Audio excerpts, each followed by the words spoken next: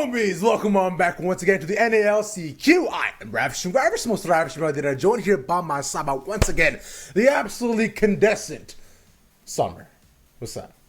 What does that word mean? I've never heard that one before.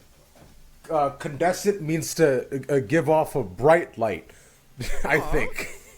Wow. Okay. Is that iridescent? Don't ask. Look, I went through this all of yesterday with Alk of him saying large words that I didn't understand. It was such a struggle. But yeah, here, welcome, iridescent. Also don't know what that means, but all right, welcome to Summer League of Legends action. I hope you're having a fantastic day. I know we are. We're going to take you through our first stages of our playoffs today with 4 teams looking to make it on through the semis next week as we get closer and closer to our final day of the Open Qualifiers. Yes, it's quarterfinals day, and I do believe we have all of the same slides that you all know and love for the format of this tournament. In case anyone needs a refresher, just going through all of it. There, of course, was the first very beginning with all the Swiss. That completed. That was 32 teams, cut down to 16. That got down to the groups of 4 teams, and then that went through all the way to the last few weekends, all the way to the quarterfinals, which is where we are now with only 8 teams left. let's go take a look at that little bracket as well of our quarterfinals to see what we have in front of us and just to understand what we're going to experience when we got going on for these next 2 streams. And there we go. This is it. With pretty much what we kind of predicted for our top 8 seeds to be, with like 1 or 2 upsets really, but seems as though the community season defeated. We'll be watching quarterfinals 3 and 4 at the bottom here with Winthrop, CCG, and Lit, and the Cheese Chases right after as well. So things are in good hands. And over on Rally Cry Official, we'll have Grapes and Auk Battery taking us through Mirage Alliance, Apex, and Mission Possible, and Team Ambition and Calix's Grandpa Gamers. Woo! Yes. 2 quarterfinals per stream. They're both best of 3 series. All 4 of them, I guess, are best of 3 series. And as the semifinals start up next Saturday, those are also going to be best of 3. Both of those are going to be on LCS Challengers and then also Rally Cry Official. And then the finals is a week from today. And that'll determine our first seed overall after the tournament. So that's really, really cool. Of course, all these teams are trying to qualify for the promotion tournament at the end of the split. Points qualify you to that. Only 4 teams get to there. You've all heard this before if you've been on one of these streams. And if you're new here, this is the qualifiers. We are trying to send teams over up to the promotion tournament at the end of the summer. And that's really exciting. Indeed, it is, because once again, not only do they get to go on forward towards the elimination, they also get money, which is also nice. Support any of the legends. Thank you. But speaking of which, let's go take a quick look at our 2 teams that we have for the first series in terms of our rosters. Let's go look at that real quick. Just so we got, of course, we have Winthrop, which Summer. I believe you're a fan of these humans, are you not? Yes, I absolutely am. Winthrop University has been our premier collegiate roster in the qualifiers so far, sweeping all of their group series. Well, not sweeping them. They did actually go a 2-1 against Komodo, but they did go undefeated in the series, which is very impressive. 4-1 in the Swiss. They come in with a roster of Denethor, Trickster, Sword, Mobility, and Chookies. We've had a few roster substitutions. There was one time where Artemis did have to step in. There was also a few games where Conveying stepped in from mid lane over Sword. But I think we're expecting that it's going to be the starting 5 for today's games in the quarterfinals. Indeed, they are. So let's go take a look at their opponents, though. On the other end, just to get you familiarized of CCG with Shaki, Munchie, Rain, Lunar, and Boruto. We did, in fact, talk to Boruto a bit yesterday. Unfortunately, due to some tech issues, we could not air. But we did air that interview. It was great. It was very fun. Wants to show how aggressive a support he is, learning a lot alongside Lunar. And Munchie has been an absolute GOAT on this roster as well, setting up for the rest of his team. So I'm excited to see where they end up going. Shaki as well has some fun picks in top lane, which I do hope we get to see.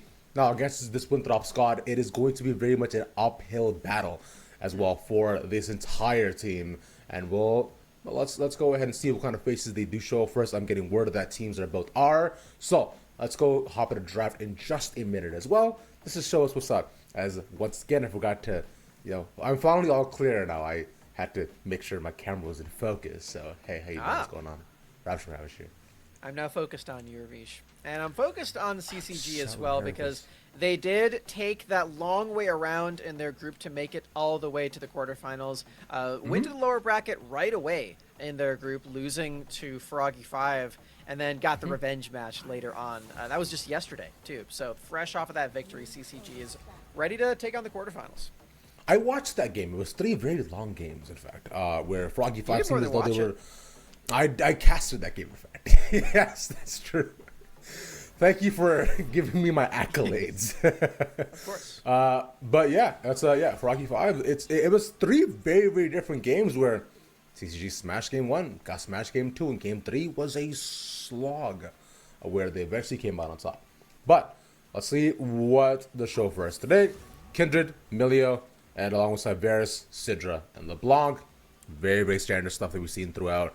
I'm expecting the final band to be Nico here from CCG. If not, then Winthrop should be looking to pick that up. It's the Yumi instead. Speaking of the mid lane and of the Nico, we actually do have Conveying in for this first game. It won't be Sword stepping in for the first one today. Yeah, I wonder if we're going to be seeing Sword later. Of course, Winthrop does have those 2 mid laners on their roster. probably won't be seeing Artemis today, considering Chookies is available. Crossing our fingers that there's no tech issues or anything. But yeah, we don't know for certain whether or not Sword or Conveying will be subbing in and out today. What we do know probably is that Conveying will be the one playing the Nico, and it's an expected ban for a reason, Ravish. Because it is very, very, very good. All throughout the series yesterday with CCG, in fact, they did let the Nico through every single time. They did not view it to be a threat, it seems. But hey, you know what? That's just I feel like the Nico's really good. Speaking of things that are really good as well, the Maokai alongside the Jinx, the classic combination, the speed up. Maokai has been extremely good, and so has Cassante. Yeah, for sure. One of the strongest top laners that we have in the meta. Absolutely. The damage that this tank champion provides is completely insane, alongside all the crowd control. Really been enjoying watching this. I mean, it's a fun champion to watch, even if it is a little ridiculous and broken sometimes. And similarly, Aphelios, too, will be the marksman against the Jinx of Lunar, who did play Jinx a little bit yesterday as well. One of the few carry champions in that bottom lane that has been playing the resetting marksman. A lot of Aphelios games just across the board from other people.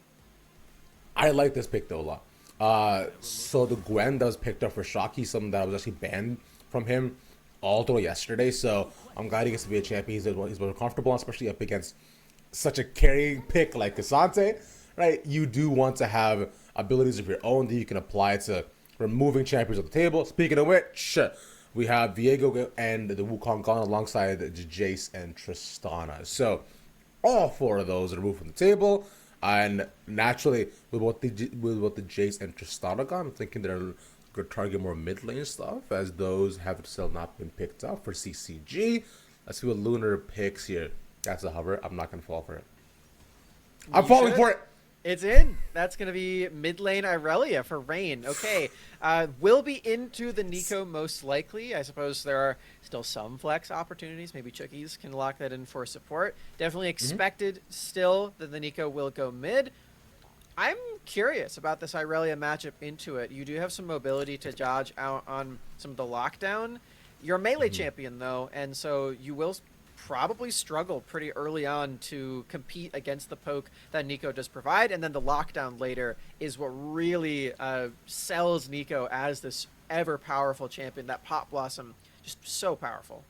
Speaking of lockdown, we have the Vi alongside the Hover of the Nautilus, which should be locked in. Boruto is very, very comfortable on this Nautilus pick. He allows to play aggressive engage supports. He played Nautilus Alto yesterday. We're playing Braum. Where I promised myself to again today. Man, I every time. But yeah, you're still engaged support, big boy, not surprised at all. But going back to the mid lane matchup though, as a proficient Aurelia player who almost beat Joshi in a 1v1 on Aurelia, I can say from experience that it is very tough. Like naturally early laning, as you know, melee versus range is not going to be easy for you. But Aurelia mid is one of those champions who, whenever you get just the smallest bit of space in lane, you do kind of just trounce your opponent. Nico has escape options naturally, but that'll be up to Rain to take advantage of what Conveying can bring, can escape from or not. There. This is experience coming from a guy who lost a 1v1 on Irelia, is what I'm hearing, yeah? That's what almost winning means, yes? I just queued at the wrong time. I promise you, I was literally about to win. Joshi a bit. I'm better. I did lose. I just barely. Okay. Just barely. That's what I thought. That's what I thought. Well, we'll see what the Irelia has in store for us in this next game. First game, I should say, of the days. We have a full weekend of games, on the qualifiers, on NACL proper, and all of it, luckily, brought to us by Turo, the sponsor of both the qualifiers and NACL. Indeed. The NACL qualifiers are brought to you by Turo, the world's largest car sharing marketplace, where you can book any car you want for just about any occasion. Forget about rental cars at Turo.com. Thanks. Ooh. With the tea in the shot, too. Oh, you're not even going to take a sip? It's very hot. Oh, I okay. don't want to. Picked it up, immediately regretted. I mean, that's what the handle's for, you know. That's true. I actually really got these. I actually got these recently from IKEA. I like these glass cups a lot because you can like really just experience the tea as it is in front of you. This right here is a ginger chai that I'm sipping on. It's quite soothing for the throat. I have some honey inside of it as well to make sure that I stay nice and cool during the cast that we have in front of us today, which should be a lot of fun. Cheers. I've got some tea, but it's in a cup. It's a nice That's orange very one. strange. It changes color, depending on the temperature of it, which is why I like it. Oh, what kind of orange tea? Is it? The cup is is it orange pica? The Oh, the cup cup is itself is orange. orange. It's not actually orange tea. But what kind of tea is it though? It's I don't remember. The thing is in the fridge. I'd have to look at it, but yeah, That's it's fine. very good. That's okay. You know, I'm glad. There's some Yeah. lemon in Are there. you? Oh, I like hey, citrus. I like lemon. Oh, which, by the way, if you're new here, which at this point I don't know why you are, but if you are, hey, welcome. But we're not just podcasting because we want to. We have to wait 3 minutes to make sure that we give the players their competitive integrity as we are on TR. So we have to make sure that we, keep up with standards and rules, and we're not giving away any sort of free information on the stream. That is why we must wait for the delay to happen. As things are, thank you all for your patience while Summer and I talk about ludicrous topics. Tea's not that ludicrous, but Tea's not yeah. that ludicrous, To talk a really, bit more so. about the game, Yeah. Winthrop, of course, being our first seed from their group, I think it's pretty fair to say that they are the favorites coming into this one, as is true for pretty much most of these first seeds. On the other stream, Yeah. I do believe the Mirage Alliance game is going on. Firstly, and yeah, it is. So Mirage Alliance, I think everyone has them as the full tournament favorites.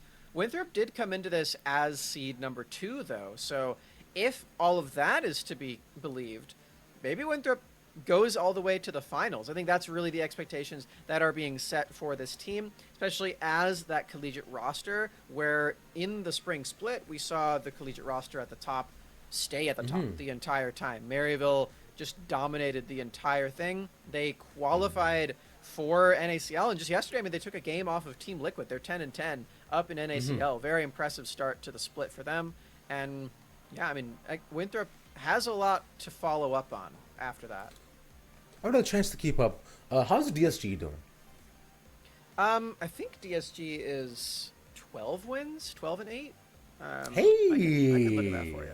Let's go. I like that. 11-9. Huge. I was close. So nice.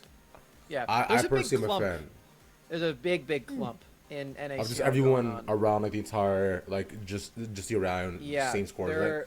there are 2 teams at 12 wins. Disguise is at 11. Maryville's at 10. Cincinnati Fear is also at 10. And then there's another clump under that at 8 wins and 7 wins. It's really all jumbled, and then Team Liquid's right at the top. And Maryville beat them in one of the games yesterday, so props to Maryville for that. But yeah, indeed. Wildcard tied for 2nd place with FlyQuest, so that's really cool. Oh, The Wildcard. Hey, I'm glad FlyQuest in ACL is doing better than LCS. Shout out to them. As we're looking to get into the game right now, let's see what we got going on between 2 of these teams. Yippee!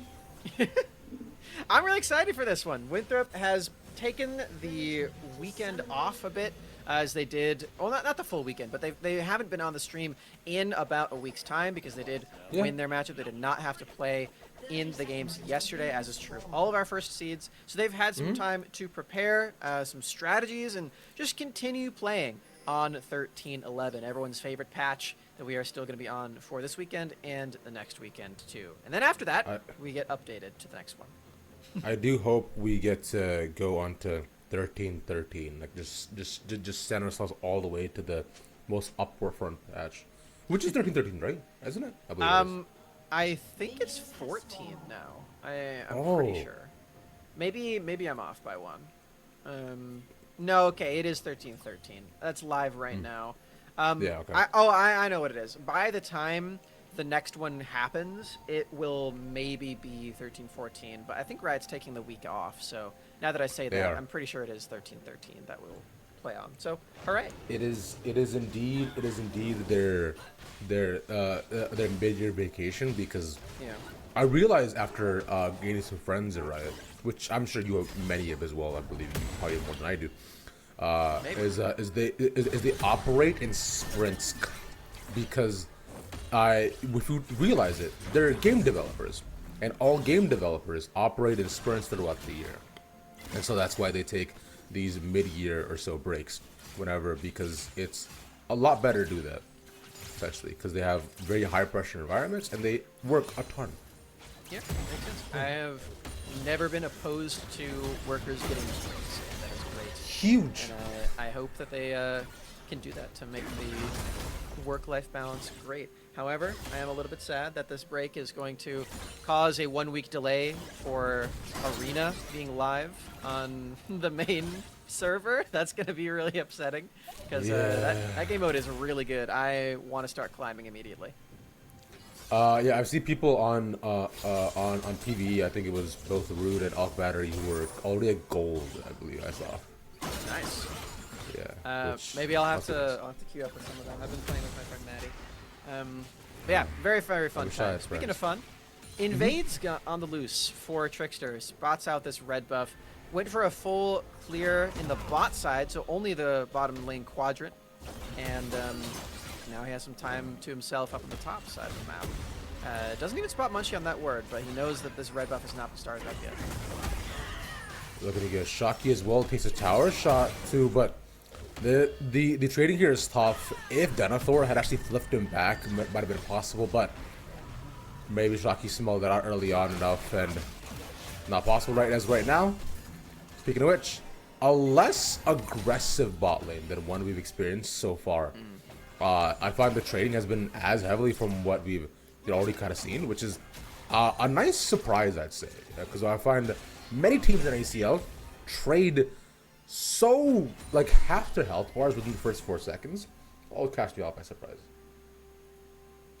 That's pretty true. I mean, in some lanes, you just need to be more aggressive than others. Jinx Braum is definitely a scale-heavy lane that's very defensive. Yeah. Braum doesn't really go for a whole lot early on, especially with a champion like Jinx.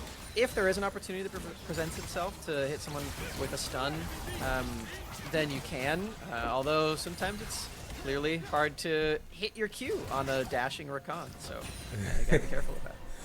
That is very fair. Rakan is known to be I believe the term was a slippery pickle that was said by Courage JD on cast. But yeah. A slippery pickle, you say? Yeah. Okay. I think that was when he cast with the 100 Thieves games with Flowers. It was, to this day, one of my favorite calls I've heard of the LCS. That's it. All right. Yeah. Great. I have never thought of Rakan as a pickle before, but you know what? To each their own. We did see Munchie get to steal away the Scuttle Crab on the top side of the map from Trickster, so up a camp there, gets to go back to base, buy some boots. I believe he does have Futures Market to be able to afford those a bit earlier, so that's pretty cool for Munchie. Just more movement speed on this lumbering tree, always nice. Lumbering Tree is a good term for that. I like that. But yeah,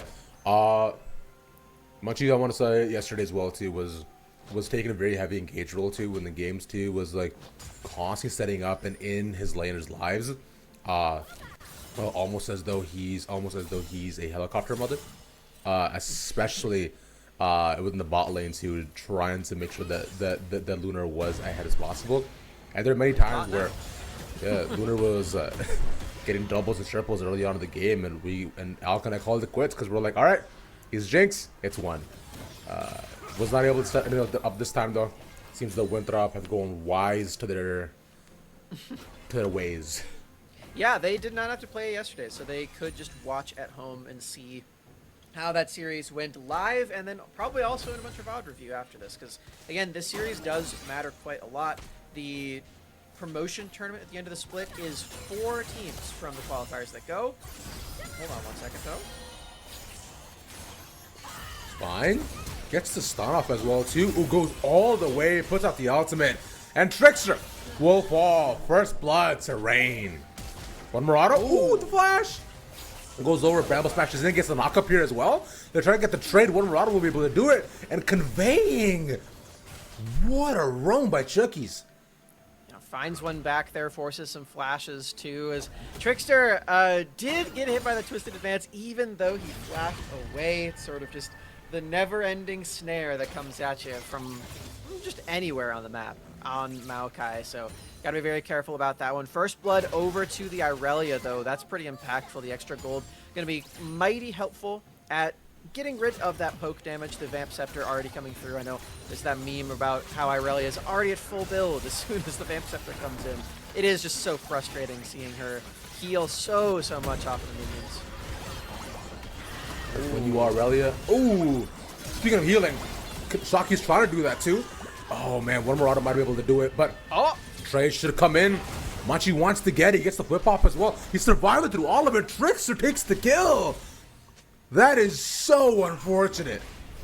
Shocky is not the only guy playing a champion that gives you a bunch of healing when you ult. One of the underappreciated elements of the Cassante All-Out is that it does give him just a bunch of Omnivamp, and Denethor uses that very nicely to play on a knife's edge at very low HP and bait Munchie in for another kill over to Winthrop.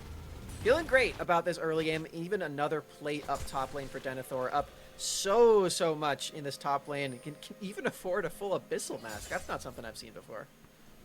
Oh my, that was very quick, yeah. He was thinking about it. Didn't actually end up going for the full item. I was about to say that was a bit surprising, but just a flex, I guess. But yeah, going back to bits, we were talking about Million as well too. We were highlighting this matchup a decent bit in draft as well.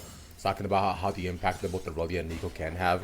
Aurelia with her hypercarry potentials and the ability to almost split push and also just take over the game in 1v5 as soon as she does get, one item.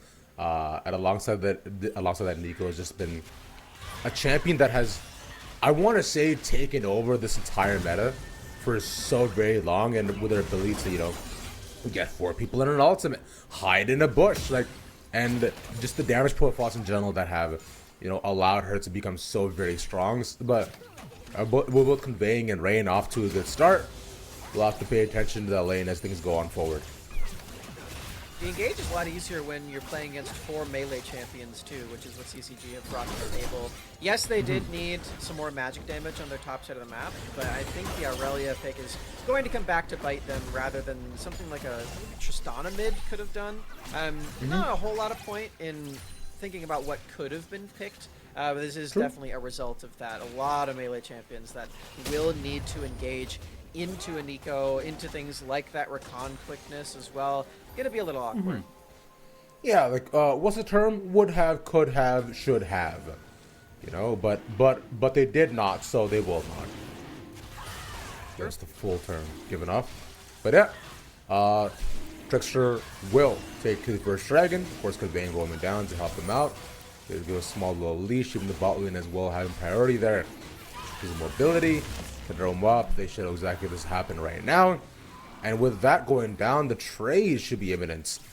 Coming out from Munchie, he is going towards the Rift Herald. Denethor is around though. He will not deny it for me. Yeah, Maokai ultimate a little threatening with all the sapling zoning that goes on as well. And like you said, with Trickster on the bottom side of the map, this is going to be hard to contest. Might not stop them from trying even through the vision plant onto Trickster. He has cease and desist, so this very well could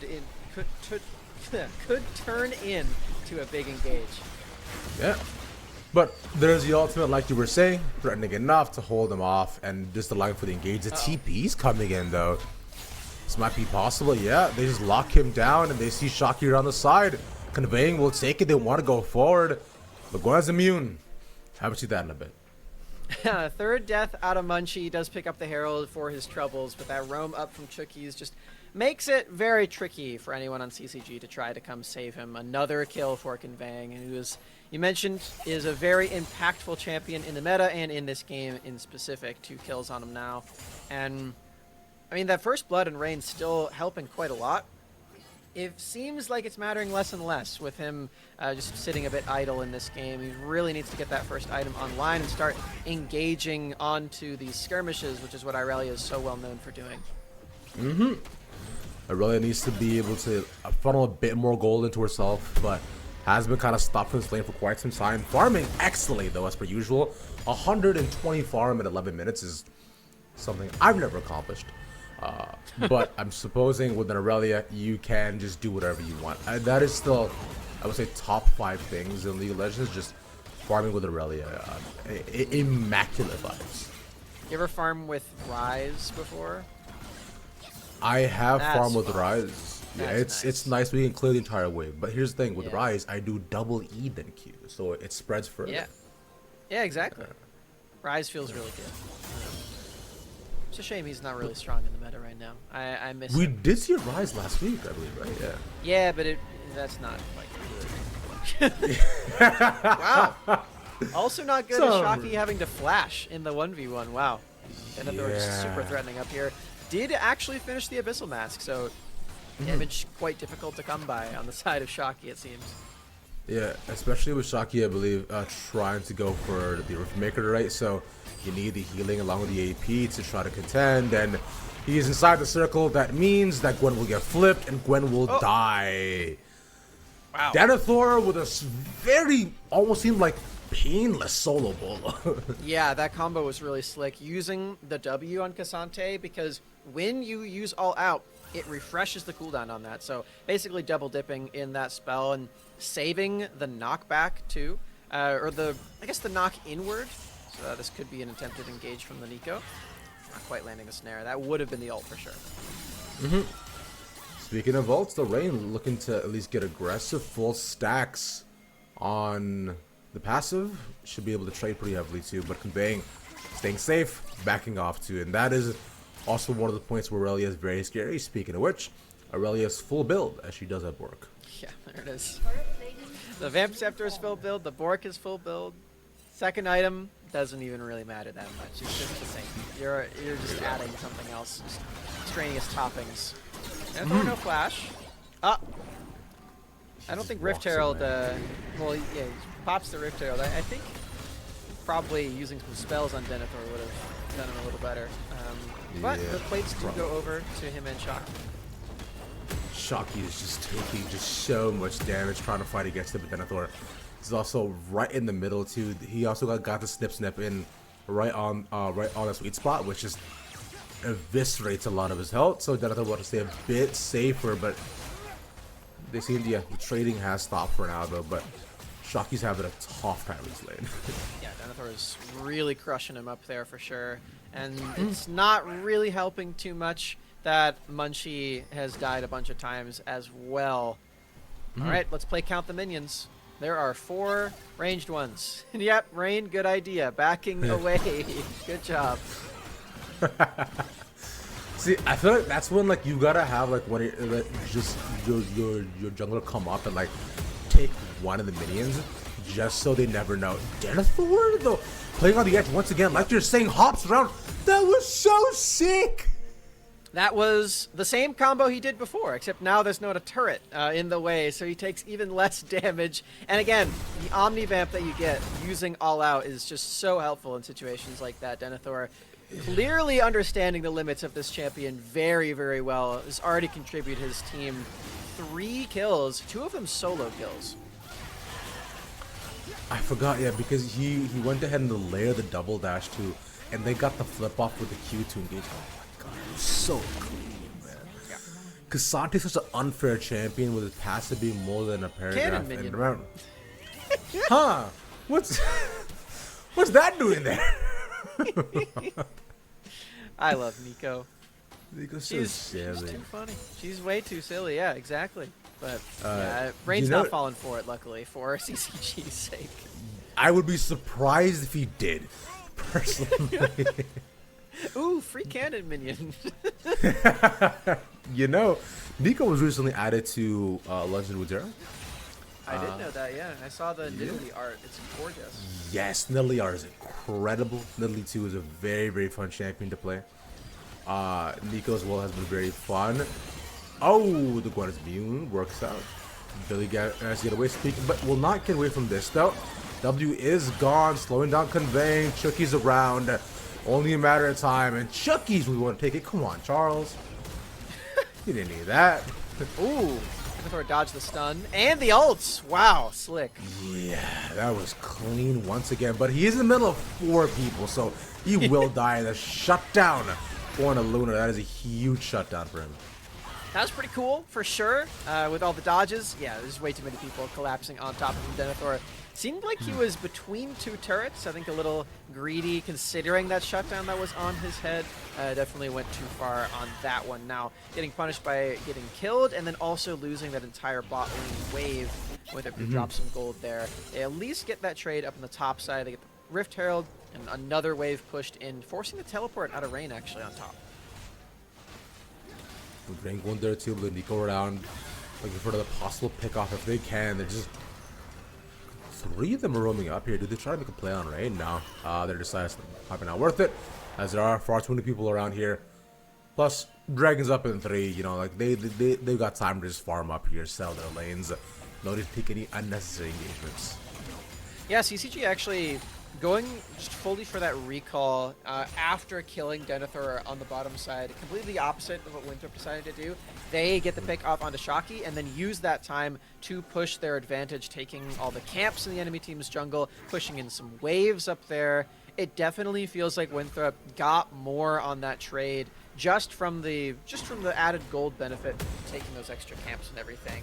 Whereas CCG, they're in this losing position. They do need to go back and collect themselves to make sure that they're not losing anything. It is a little bit more unsafe for them to go for these trades, considering they are behind, and they do take these structures, take these camps a little bit slower than Winthrop does. And if they are caught out, they're probably as good as dead. Yeah.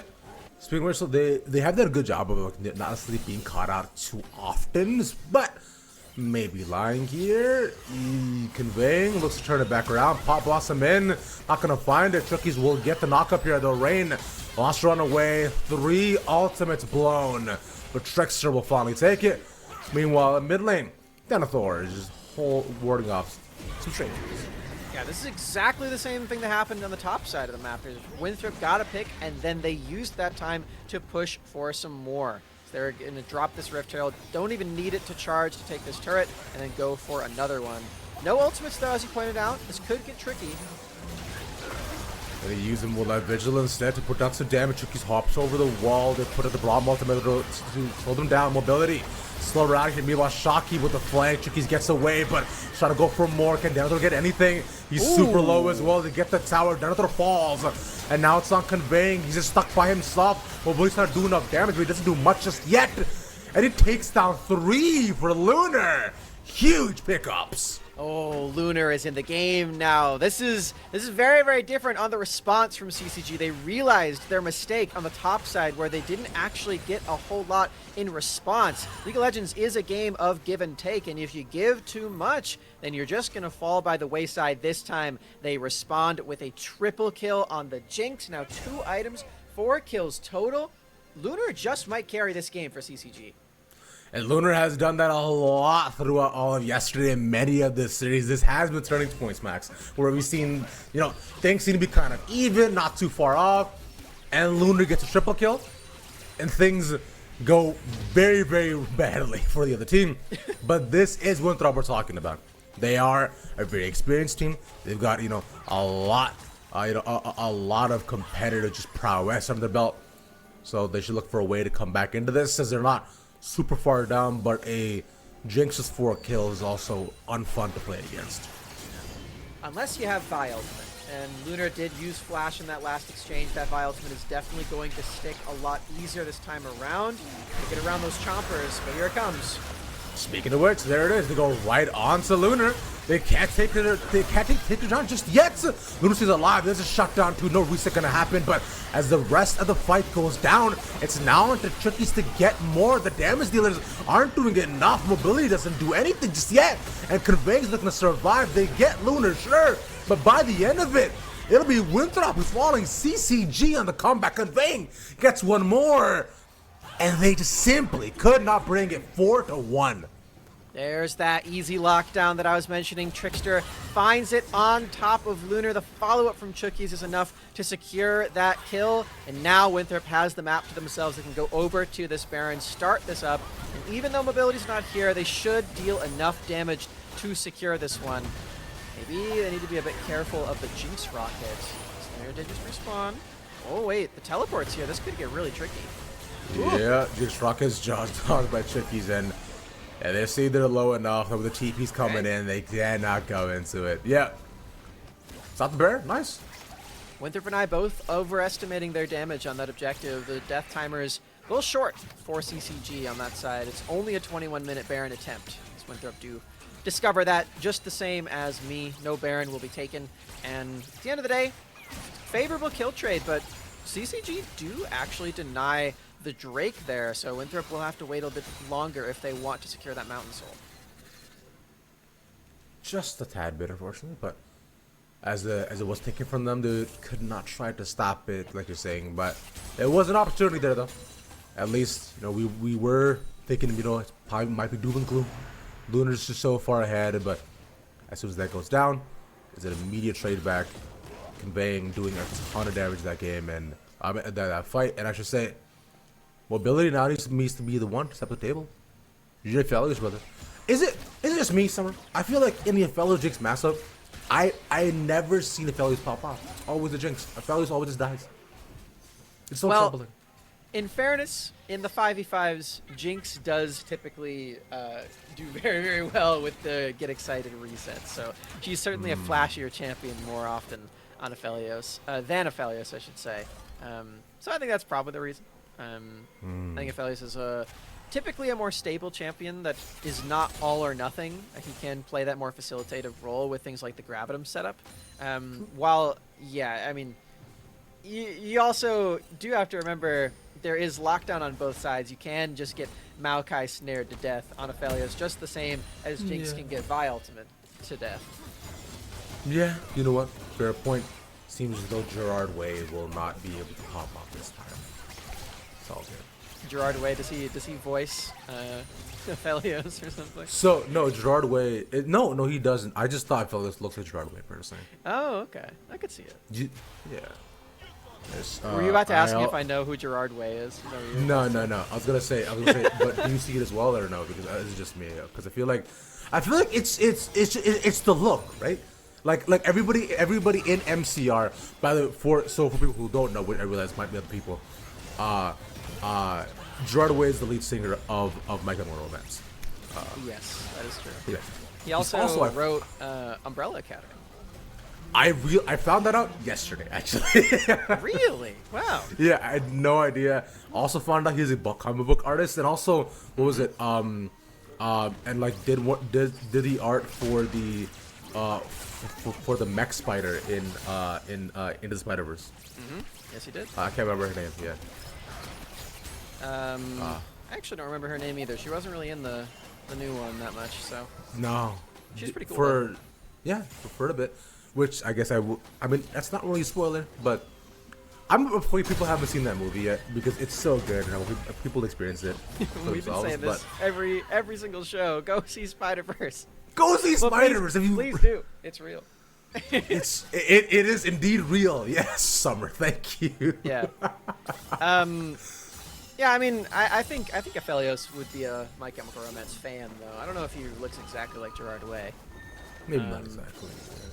I do believe that Gerard Way is a white guy, which Aphelios is not. So. Yeah, Aphelios is purple. Yeah, so I guess it doesn't really count. So he is. That's a good point. Here comes an engage potentially. Yeah, they look to find Munchie though. Oh, but they get stopped, and the ultimate is enough to stop them in the tracks alongside the Chompers. No way in. They'll be halted for about a second. Yeah, I mean, that's pretty big, though. The Maokai ultimate used very well, but it won't be up if another engage actually were to come through. Well, Mobility's being a bit sneaky around this. Only one member of Winthrop needed to actually take that Drake down. Meanwhile, CCG trying their best to make sure this Baron doesn't go over. And overall, just a really solid sneak of the objective for Mobility. Not to be confused with Solid Snake. Of course not. From the hit series and game series written by, God, what's his name? Sakurai. Super Sakurai. Smash Brothers. Yeah. No, it's not Sakurai. No, no, Yeah, Solid Snake No. from Super Smash Bros. Stop it. No, he made Death Stranding. Oh my God, what's his name? I'm so mad. I can't believe I forgot his name. Also Silent Hill 2. Kojima, Hideo Kojima. Oh my God, you knew this entire time. Of course I knew. Come on, Ruby. Look, Yeah. just like Sora from Super Smash Brothers. Yeah, yeah, Mario from Smash Bros. Yeah, Oh, exactly. Man. Oh, Chucky's. Ooh, almost didn't get over the wall, but the ultimate should be able to lock him down. That's It's ultimate blown once again. They're still trying to be able to go on top of him. Gwen in there too puts out a fair bit of damage. Chucky's under a quarter of his health. Paw Blossom is nice, gets a double there too. Luna the first target, they get the roots. ADC's now down. Ultimate there as well, but both the Relia and the Jinx are dead. That means that Winthrop gets to clean up the rest. Boruto's the next to fall. It's a bad series anyway. And we're now looking at Munchies. No, Boruto lives. Just like the anime does. Damn it. Winthrop's going to be able to start up this Baron. Only Chickies dropping on the play. It is yet another 4 for 1.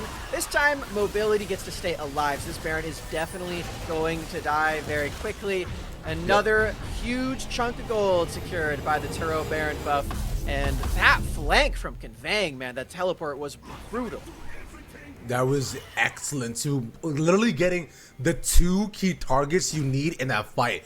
Both Rain and Lunar, both locked down, and both died consecutively after one another. The ultimate from Rain as well too. Should have been able to give him a decent amount of healing and full stacks, but it's simply not enough. As he doesn't have a ton of damage yet either. It's a lot of just healing, unfortunately. So Rain not able to contribute, and now Winthrop very firmly in the lead. We're looking at almost a 7k goal lead, only climbing further. Second item, Death Cap on the Nico. That's a lot of extra damage. Wow. The Gwen ultimate is Goodbye. not help enough, I have to imagine. No. See ya. That's another good turret Peace. picked up by Winthrop with the Baron up minions and a 6th kill overall by Trickster, having a phenomenal game on the bye. Yeah, going almost full damage here too. Just a full bruiser build, especially with the Black Cleaver now. We'll look to see what else Pusher can pick up, as he is, I'm sure, very, very rich. But they may look to make a siege on the towers if they can. The mid and top waves are currently synced with Denethor pushing into the top side. Up against Luna though, cannot contend against the poke, so they can't put out pressure the same way they want to. But meanwhile, top lane gets pushed in. They get the inhib. That should mean that mid is sure to follow. Seems like all the members of Winthrop stacking on over there. On a wave clambering in with Denethor right by. So Winthrop do actually decide to go the long way around, not trying to get engaged upon by the Maokai. Kind of give him credit there. Denethor is supposed to be locked in though, but he brings the Gwen back, puts out the ultimate. Shaki's almost dead. A lot of damage being put down, but Denethor manages to escape, so does mobility. The Paw Blossom is disgustingly huge. But as Boruto survived, and look at Rain pop it off. Moving back and forth, a double kill for Lunar. He survived this time. That means the rest of the team will die. Mobility there. Maybe Trickster can stop it. Tries to get one. They get the knockup. They turn it back around. Trickster. That was huge. Genius flank there by Trickster to lock down Lunar and make sure that the shutdowns don't continue falling for Lunar. Already got 2 of those kills in that one, so it did pick up some gold, but it was saved by the jungler of Winthrop yet again, falling for his troubles, but he won't make that mistake again. Now has a Guardian Angel, and when he respawns, that Drake's soul is sure to be secured by Winthrop, who did take that top lane inhibitor, as you said, and are one step closer to closing out this first game of the series. One after the other, you can see that Winthrop are just playing the longest game here of seeing how many kills they can get before they end the game. Like, you know, how far can we send this, guys, until we actually take a full 5v5 and go on to game 2? Because with 30 minutes, they have a very, very solid lead over their opponents, almost at 10k at this point. And now, Withered Soul, it is a Mountain Soul, I should say. It is a yeah, this game is over. Yeah, it definitely is. The extra tankiness is going to help quite a bit. And, I mean, you already have a 4-item Cassandra. I don't think you even need that much more tankiness in this game.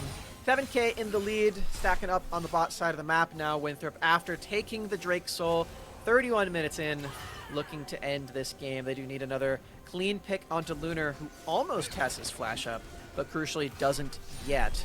If that Vi ultimate lands on top of him, he is sure to die. No other forms of stasis or Guardian Angel available to him. There's really no safety at all for this Jinx. None whatsoever. It is almost up. And Lunar is looking to stay safe, but it goes right on top of him before he can do anything at all. The shielding is nice. They all turn back, but Pop Blossom lands, and so does Boruto. That is but the game here, Summer, like we were saying. A clean ace is needed, and that is what they get.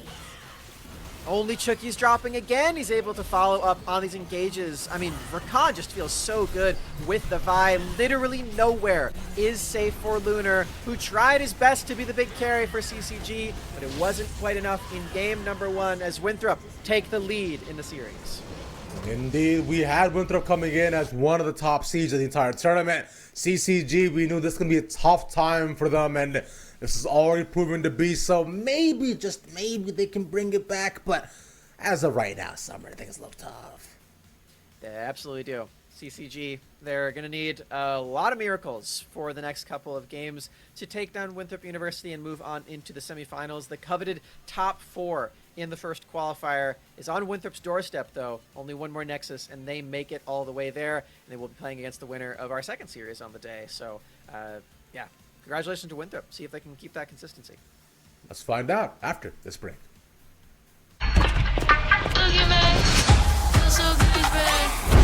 If you want to jam and you want to look back so good it's bad. Now you be shooting hoops and you look so fly like a hula hoop. Girls out of sight, never felt so good, now we getting body.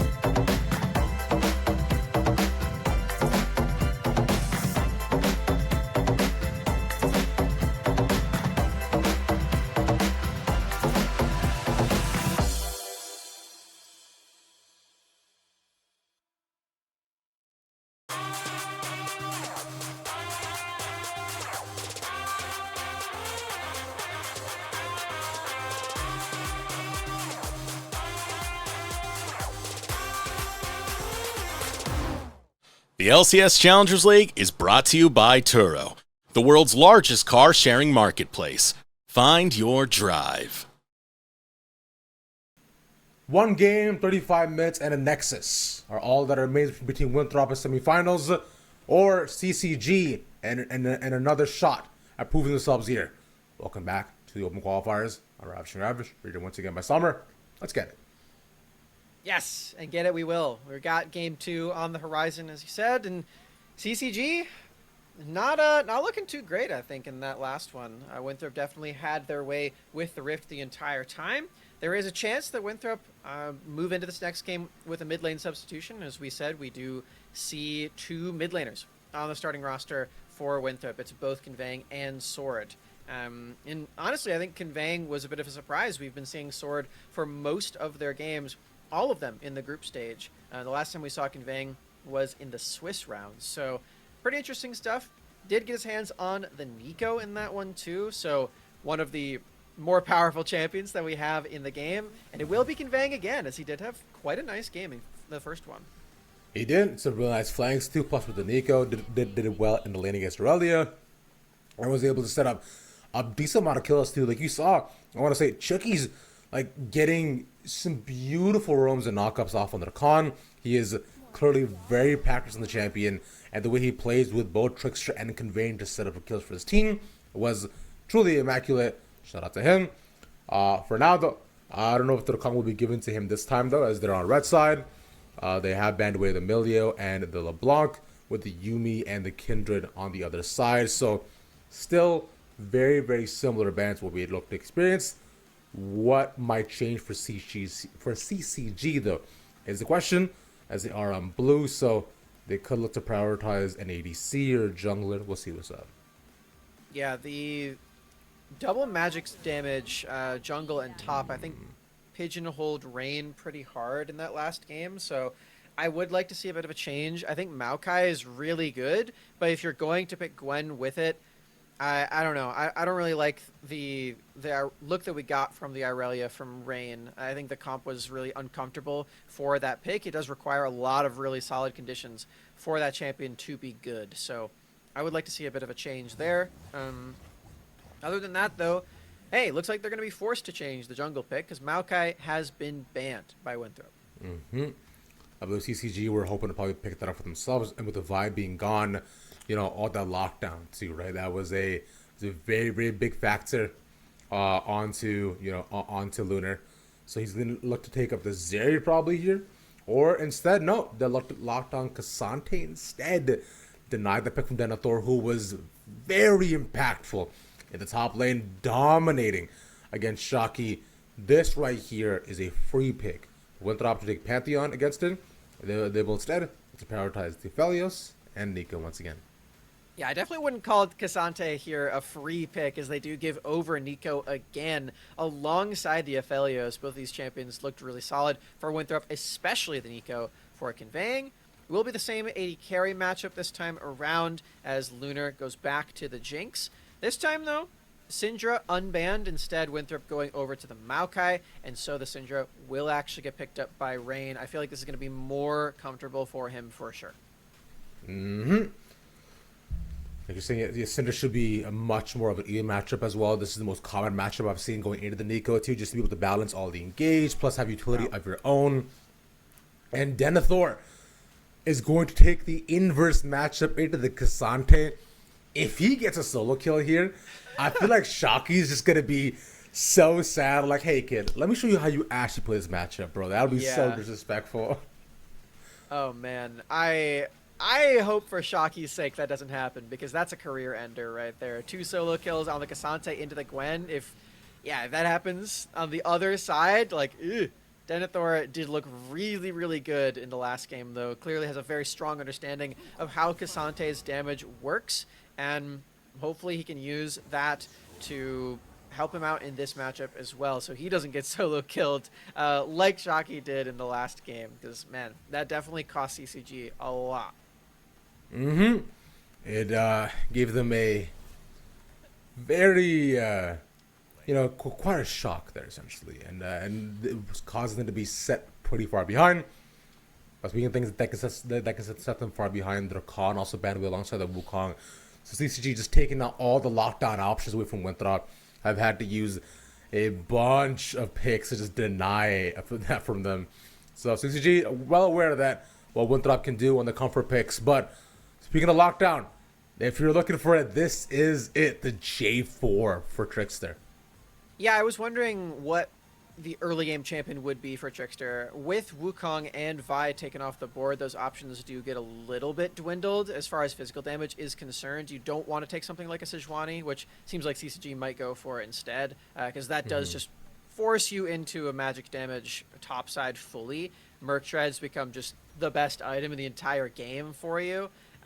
So moving over to something physical damage makes a lot of sense. I was wondering if it was going to be Xin Zhao. We've seen a lot of Trickster play that champion in the past, but Jarvan still works very similarly. The early game power is there, and like you said, lockdown very, very good, especially against these immobile champions like the Jinx and the Syndra. Only Flash would save you from this, especially with Thresh taken off the board. Actually a really wise ban, so you can't get lanterned out. Oh.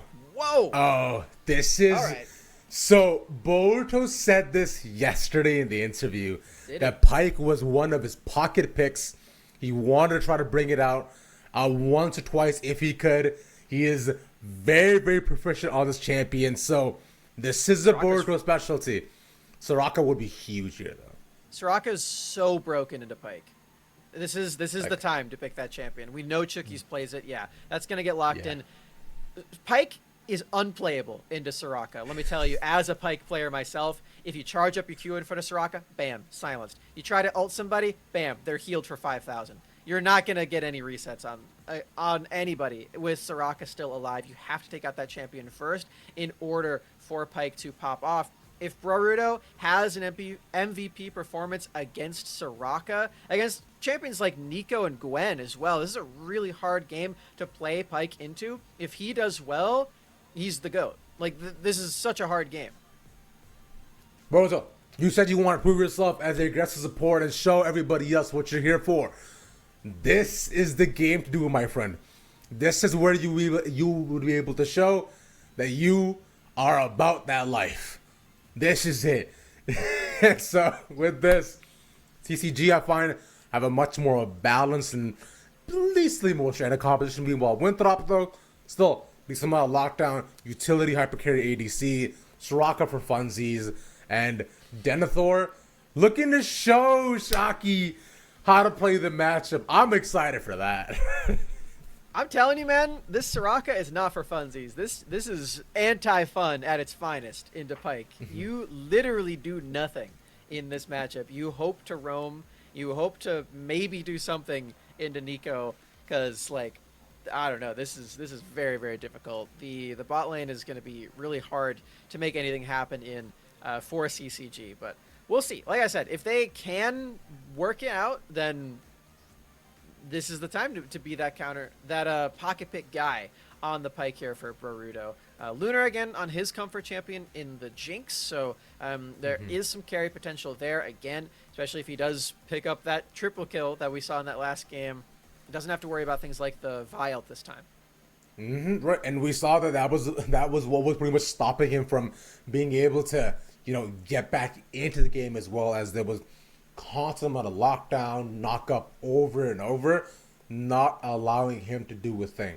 Both Vi alongside the Rakan as well just made that impossible, because when he wasn't locked down, things did not look good for Winthrop. If that Jinx stays alive, they all die. And that was what was happening. So, good on them for identifying the issue. But here, if that happens or not, we may find out. The bot lane we saw from the last game, it's pretty calm, cool, collected, right? Things that not much happened there too. There's a lot more action everywhere else. So I expect the same in this game too. Yeah, a lot of solo kills top lane, which is where most of the action ended up being. And yeah, Munchie had a really big struggle in the early game for sure on that Maokai. Ended up dying 3 times. Just after the Herald died was his 3rd time. So all of it around 10 minutes in the game. Yeah, it was pretty brutal. I feel like Trickster definitely had the better end of the jungle matchup there. And we've been wanting to see that comfort out of him too for a long time for Winthrop. They've been a bit disjointed, I think is fair to say, which also is fair in general because Trickster is a new guy into this team. Winthrop, as a school, has been playing with Frost for years now. He's been there for so long. So a new jungler stepping in is going to cause some shakeups in leadership and in-game communication and everything. So the fact that we are seeing these strong coordinated looks from Trickster and Chookies as well is really a good sign for not only this tournament, but maybe the promotion tournament, maybe the collegiate year as that's starting up in the fall. You know, I guess it's only right that Rafa moves on and so does Frost Forces. They were so intertwined throughout both of their careers. It just makes the most sense, I say. But either way, as you know, we do gotta wait a little bit before we get into the game. There was a small pause. We also had to reset the timer once more to make sure that we're at 3 minutes once more, just to make sure that, like I said, because we pause in TR, we'll call it back to live. That's buy-in. That's live. But anyways, let's see what CCG can show us this time. I will be waiting with bated breath and hopeful heart for what experiences they have for us, or will Winthrop hit the clean 2-0. Have not had a 2-0 in a little bit, I'd say. So hey, I wouldn't necessarily mind it. I was looking to go out and get some food afterwards too. Would have been fine. Haven't had breakfast yet either. Have you had breakfast, Summer? Yeah, I told you I had breakfast. Yeah, I had a donut and spaghetti. The start to a great day, clearly. My day started hours ago. I've been awake at 8 a.m. for. I remember. 7 a.m. is when I woke up. I've been awake Yikes. for 7 hours, which is What? I understand more than you, Dimitri, and Andrew all combined. So Why'd you wake up 7 hours ago? Why'd you I let yourself- detailed all of this in my message. Did you not read it? I had my entire definitely start to my forgot. day. You should read it. I definitely. You know what? Let me go ahead and read it right now. How about this? I'll Hold read on, it before in you an read accent. it out loud, Turo is our sponsor. Brought to you by Turo is the Qualifiers, and they're very cool. So Indeed, let they me are. They're great. let me talk to you about that. They're brought to you by Sure. Turo, the world's largest car sharing marketplace, where you can book any car you want, just about any occasion. You can forget boring rental cars with Turo.com. You can see that at the bottom of the screen. All right, tell us the story of my morning, Ravish. Go ahead. Well, I will. Let's get ready for the day together with Summer. First, I wake up bright and early to my cat scratching on the door. They're ferocious beasts who require sustenance to act exactly on time, or else they will perish. Otherwise, why would they make me the saddest noises anyone has ever heard? They will surely survive an hour in the woods. Next, I get in the shower and sing the entire Boy Genius album, mostly Lucy's part, at the top of my lungs. This really gets my adrenaline pumping and also releases all those unnecessary emotions I won't have time to feel throughout the rest of my day. It's positive. Then the hair still drying, I consume an entire chocolate cake donut for breakfast. Jesus Christ. That's my breakfast. The order's very Keep going. important here. You don't want to eat the donut before you shower. Otherwise, when you look at your naked body in the mirror, you feel bloated and hate yourself. True. Bad start to the day. Yummy donut though. Thank you, Summer. And after this, I sit on the couch with my cats and watch TikToks for 2 hours. Wow, look at the time. It's already noon. Better heat up some pasta and eat it fast before getting ready for work. After lunch spaghetti leftovers, we're all gone. 2 days are finished. P.S. Make sure you have a YouTube video on while you eat. Don't want to be alone with your thoughts and the sound of chewing, as that's the only thing that's keeping you company. It's finally time to boot up your computer and start the day. Happy casting! So, is that what I sound like to you? When I read, I just want to make things a bit more enthralling. That's it. Okay. Because reading out loud is My so normal boring. voice isn't interesting enough. I couldn't recreate your voice before personally. Okay. If you insist.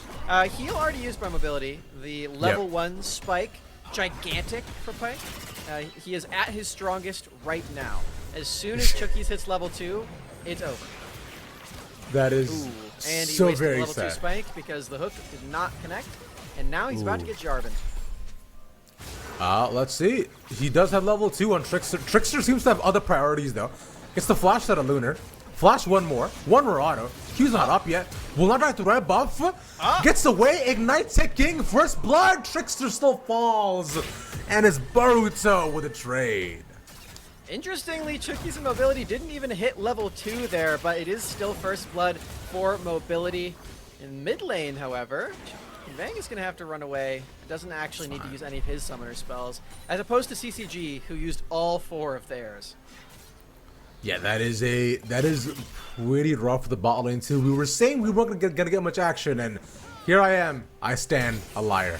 As per usual, Flash, Root, Munchie, slowed. Trickster gets the Flash. He does. Munchie's out of there again. Does not want a repeat performance of last game where he died so many times in that early stage of the game. Trickster, now 3 minutes in, he can look for his second game. What a statement. Yeah, that's here we go.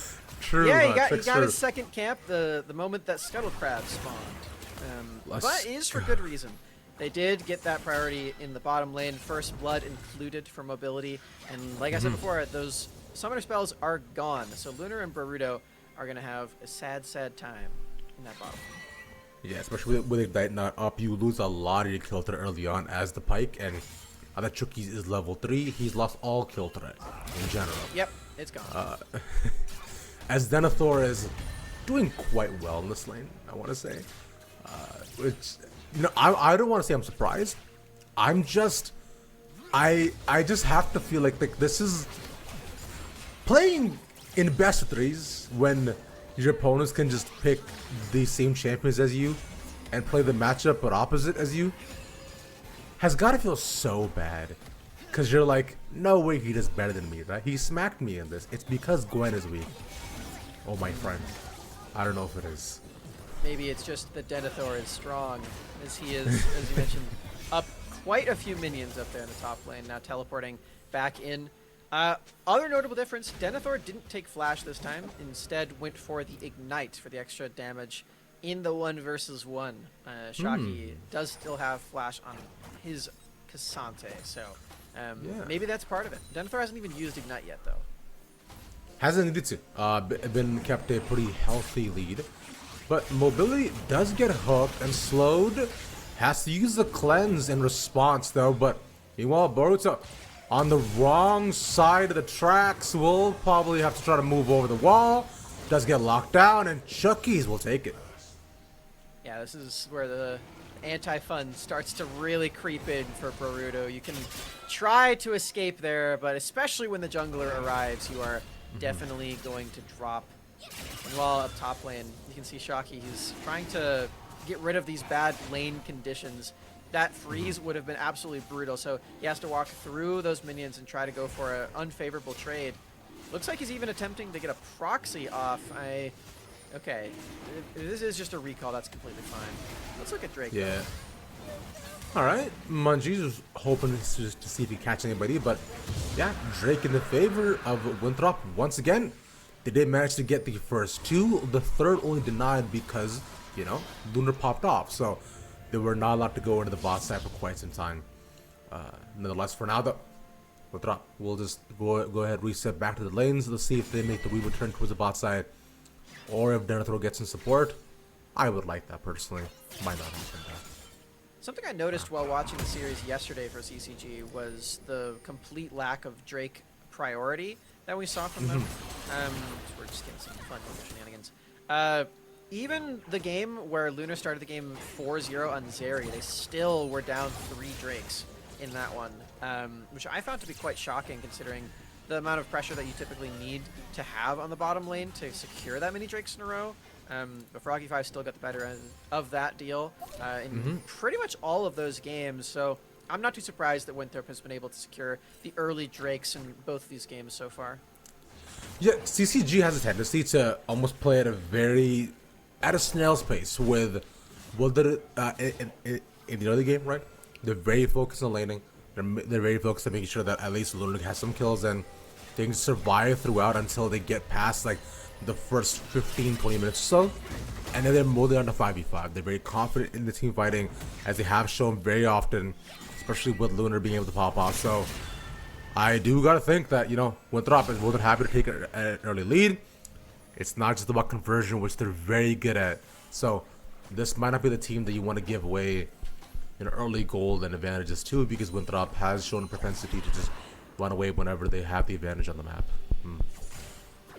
I wouldn't really say that Winthrop has a map advantage quite yet, so luckily for CCG, No, not don't yet. have to, Yeah. don't have to worry yet. Yeah. These Jarvan ganks have been pretty brutal, especially bot lane. Hasn't really spread elsewhere. I'm mostly saying this because we can see Trickster is thinking about making it happen in the mid lane. If a snare connects, then it's over for Rain. Oh, crucial flash there. Ooh. But that means that when Cinder does not have a flash, then there must be a return. You get a quick flash to the goal lead, just about 200, almost 300 up for Winthrop. Small individual leads in lanes, just farm advantages and so on, and most of that centered, of course, for mobility for the kills that he got, and Chucky as well. So, bot lane going quite well for themselves. Pyke is not around, though. He's looking to roam up towards the mid side instead. Yeah. You have to. You're not doing anything bot lane. We already have talked a bit about that, and it's just because it is just so frustrating as a Pyke player playing into this champion. The R5 proving to be very deadly for Winthrop. Speaking of Winthrop, moving over 3 members to the top side of the map, even though Baruto was thinking about roaming, didn't end up going for it at all. Munchie actually starting a bot side invade. It's a trade of blue buff for Rift Herald. I think Winthrop won that. I feel like if Aphelios was in a band, he'd be like a bassist. Yeah, that's true. Definitely not a vocalist. He can't talk, so. He literally can't talk. Unless his sister does the vocals for him, and then... Well, then it'd be... Then he wouldn't be the vocalist. It'd be a loon. But here's the thing. He plays it off with the loon being like kind of the ghost singer, and then that becomes a whole controversy on like one day somebody figures out that Aphelios can't actually talk, and like it's just been a loon the whole time. And that would be the documentary. Oh, Aphelios lip syncing? Yeah. Talking about how much they've fallen. Use the all out. Shocky misses the first proc of the Q. But Denethor still wins the solo. Oh my god, he's so much better. Well, oh wait, Jinx Rocket? Wait a second, it's on the way. Look top, here it comes. Meow. Ooh. Swing and a miss from Lunar. Tried to get the redemption for his top laner who, yeah, this is the career ender that we were talking about. I mean, Denethor just solo killed him on both champions in the matchup. This is not good for the top lane of CCG. That's... Dude, yeah. Shocky, man. You're great. You're better than I will ever be. I feel the pain, man. It's okay. That's tough. Yeah. If he's But better anyways, than you'll ever be, then what about Denethor, Ravish? Denethor this is guy a insurmountable. Yeah, Denethor is insurmountable than I will ever have, will, or even could even dream of being. I can't even dream of being as good as Denethor. It's a thought I'm not allowed to have, unfortunately. What would you do if you saw Denethor play Yorick? And I might freak out. I might freak. I would be. I'd be very enthralled to think. Wait, you could do that? That's crazy. How do you do that? Whoa. Well, we saw him do it on 2 champions on both sides of this matchup in the top lane, so feel like he can move mountains in this role. Doing very, very well for Winthrop right now. It's the rest of Winthrop. Oh, It's engaged still. secure the Drake. They get the lockdown onto one. Trish takes a bunch of damage. Meanwhile, mobility's flying away. Pop Blossom to lock down the rest of the team. And Lunar's got to run away. Man, did you see that combo? The Jarvan ultimate with the Soraka silence under it? That is just fully obnoxious. You can't even get out of it, even if you have flash at that point. That's so filthy. The Soraka champion was already so good in this game, but paired up with the Jarvan, I mean, Winthrop did a great job in that fight. Losing the Drake, though, so they don't have that stack. CCG actually does get their hands on an early objective there, running adverse to what we said about them from their series yesterday. Yeah. They realize they've got to make some early moves, and although they get the dragon, it does cost them a bit, but at least they get Lunar almost on the map. Just 1 kill going over to Rain. The lockdown that was different Trickster. Speaking of which, they know where they are. That's Hook once again on mobility. Does not get silenced though. Managed to get out, but Cleanse used immediately. Not going to get slowed. Flash available mobility, saving it. Might need to use it soon. Ooh. Puts out the abilities. Munchie takes the bit too much damage, but he gets locked down because the Chompers. Flash still there. Mobility realizing the extent, and he's going forward. Gets one kill, dodges on the stun, but it's one for Boruto. Meanwhile, Chuck, he's guys got to run away. You get the TP out as well. They should be able to take this. And it's the matter of who and when. And it should be Rain. Never mind, Munchie takes it. Yeah. All right. I mean, the movement was pretty slick from Mobility and Chookies, especially considering it was a 2v4. Eventually, they do go down, though, and CCG pick up a couple of picks on the bot side of the map. Gotta give them credit for that one. A successful play all in all, even though the rest of this map is really hurting for some gold. That's 3 plates taken by Denethor up on the top side. And yeah, I think that was the Herald used up there by Trickster, if I'm not mistaken, to help secure that before those fall in about 30 seconds. One after the next we go. No first brick falling down just yet. There's a much slower pace from this side. But Shocky this time, they're in a 2v2, takes a bunch of damage. Denethor wants to take it. Yeah, he gets a full snip onto him. Munchie as well might be looking to go down. It's a 1-for-1 for each side. Meanwhile, Boruto gets a straight back. Oh, and he's dead. There goes the greed for the fruits. Trickster able to secure that one. A double kill for the jungler of Winthrop University. Again, having a nice game. Both of them in the series. And both of them on the top side as well. I mean, Denethor picks up a second kill for himself, too. Even the bot lane turret is gone for CCG. Winthrop's gold lead is getting very large. There goes my hero. Who's your hero in this rift, Ravish? Denethor. Definitely Denethor. He's definitely going. He's going off right now. He is. Look, I used to be an aspiring Gwen player.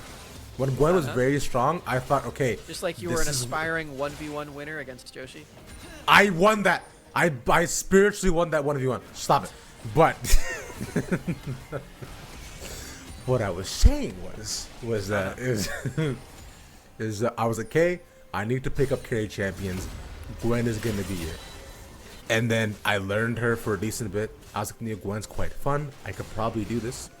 But they nerfed her and her E and auto rage, and I'm like, well, I will never get good. I will never get good at Gwen. She is still quite fun though, but much harder to play now, I'd say.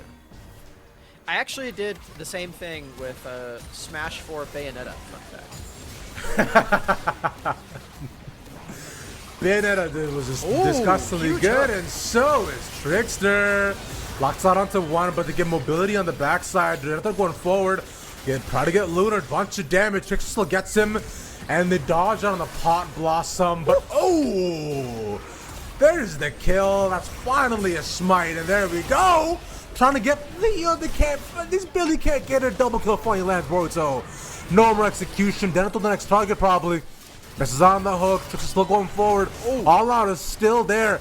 And Denethor wants to try to get more if he possibly can. It's a double kill for Trickster. Trying to get Boruto. They have the locked up potential, but Trickster's just going off in the back line.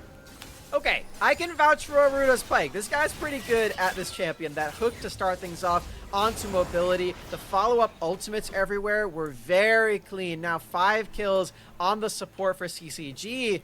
I just don't think it's enough, though. Denethor and Trickster still remain untouched in these fights. The mobility is there. Very, very nice for Winthrop. On those 2 champions, unfortunately, the player mobility did get killed at the beginning, but everything going very well for Winthrop all in all. We'll lose out on this Drake, though, I think, is that's going to be taken over the wall thanks to Lunar's rockets. Yeah, easy enough, and they just managed to sneak that away. Trickster was not on the map. They find good timing off of it. Can he get the trade? That was the question. Boruto, he goes over the wall. He's by himself. This time, crucially, mobility is alive. Boruto almost dead. And now onto Munchie, they trade the targets. Managed to find them. Rain as well might be the next target here too. Yeah, Trickster takes him away. And Denethor though doesn't get to pick up any of those. Trickster, man, you're at 6 and 2. You don't need this. Oh, the rocket! That's a big shutdown on Denethor. 900 gold over to Lunar. That's one way to get back into this game. Gonna be losing out on the mid lane turret though. Winthrop still extending that lead, just 1 kill. I don't think it's gonna be enough to dissuade them on this objective. Oh. Oh. Maybe. Oh. They get mobility once again, and it's a trade for the tower. Not super worth it. Shock is still going forward. My people are aggressive. Pop Blossom not gonna be out in time. He gets collected. Now Lunar gets out, and all that damage. Trickster staying alive through everything while he's getting healed by Chookies. Puts out the ultimate. Chookies. Nobody's actually targeting him. It's Trickster all the way. He gets healed over and over. Oh my god. And Nether has time to come back. Guys, the support is the one that's saving them. You gotta get it. Yeah. It's impossible though. Chookies is playing this so well. The Soraka skills are unmatched right now. I already mentioned how Chookies, we know he can play this champion, but this condition for it is just so good. All the pike kill denials. Just so anti-fun. You gotta feel for Boruto in these instances. Another ult kill though, up to 6, helping CCG find the picks in this game. Again though, I don't know if it's going to be enough to combat all the players on Winthrop with their huge leads. Just look at the one that Trickster has right now. He is 3,000 up on his opponent. That's most the goal lead that they currently hold. Meanwhile, the rest of them are decently even with a couple hundred for mobility. And even, Boruto having a lead over Trickster naturally. But Denethor, they should have fired right here. He has no flash. Yeah, bye-bye. Even more gold over to the Gwen. That lead is gigantic as well. Denethor, 5 kills in the top lane here. And there is the Rift Herald for Winthrop University. That's going to be a 4th turret off the map with the charge. They probably didn't even need the charge, but they might get another one if they can keep this push going. Baron's not even up yet, Radish. They're just taking everything before it even spawns. Yeah, there's another charge. That's a lot of damage. In fact, nice hook on Trickster, but he has the flag and drag to get out of there. Have a bot lane push, trying to trade something for the inhibitor crash, as Shocky will go proxying the minion wave. Let's see if Winthrop can make this engage happen. Ooh, canceling the Q. Yeah, he locks him in the middle of a corridor. Maybe Boruto can get the hook off, but you cannot hook people over the wall, sir, unfortunately. Not that one. That one's a little too big. He hooked him over the wall before. Yeah, that one's a thick boy. The Baron is going to be started up. Munchie got picked before. Mobility is here with his Kraken Slayer damage. And CCG probably are just going to have to concede this. Maybe throwing a Jinx rocket in to try to steal. Instead, they'll try to just get them off of it too. Boruto and Rain are all around. They get the Baron. Rocket not really gonna matter as they're pretty healthy. And yeah, that's just a free Baron for themselves right at 20 minutes. Winthrop, 6k gold lead.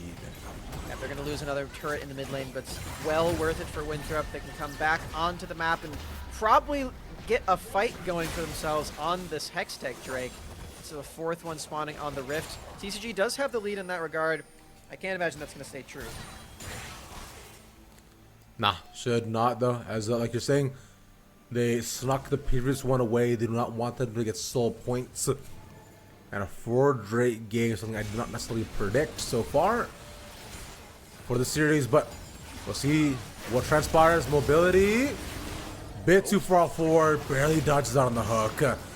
And Boruto taking a decent chunk of damage. Trickster trying to lock him down if he could, but this time Pop also landing onto 2. Trickster very low. Meanwhile, it's mobility to fire away in the backline.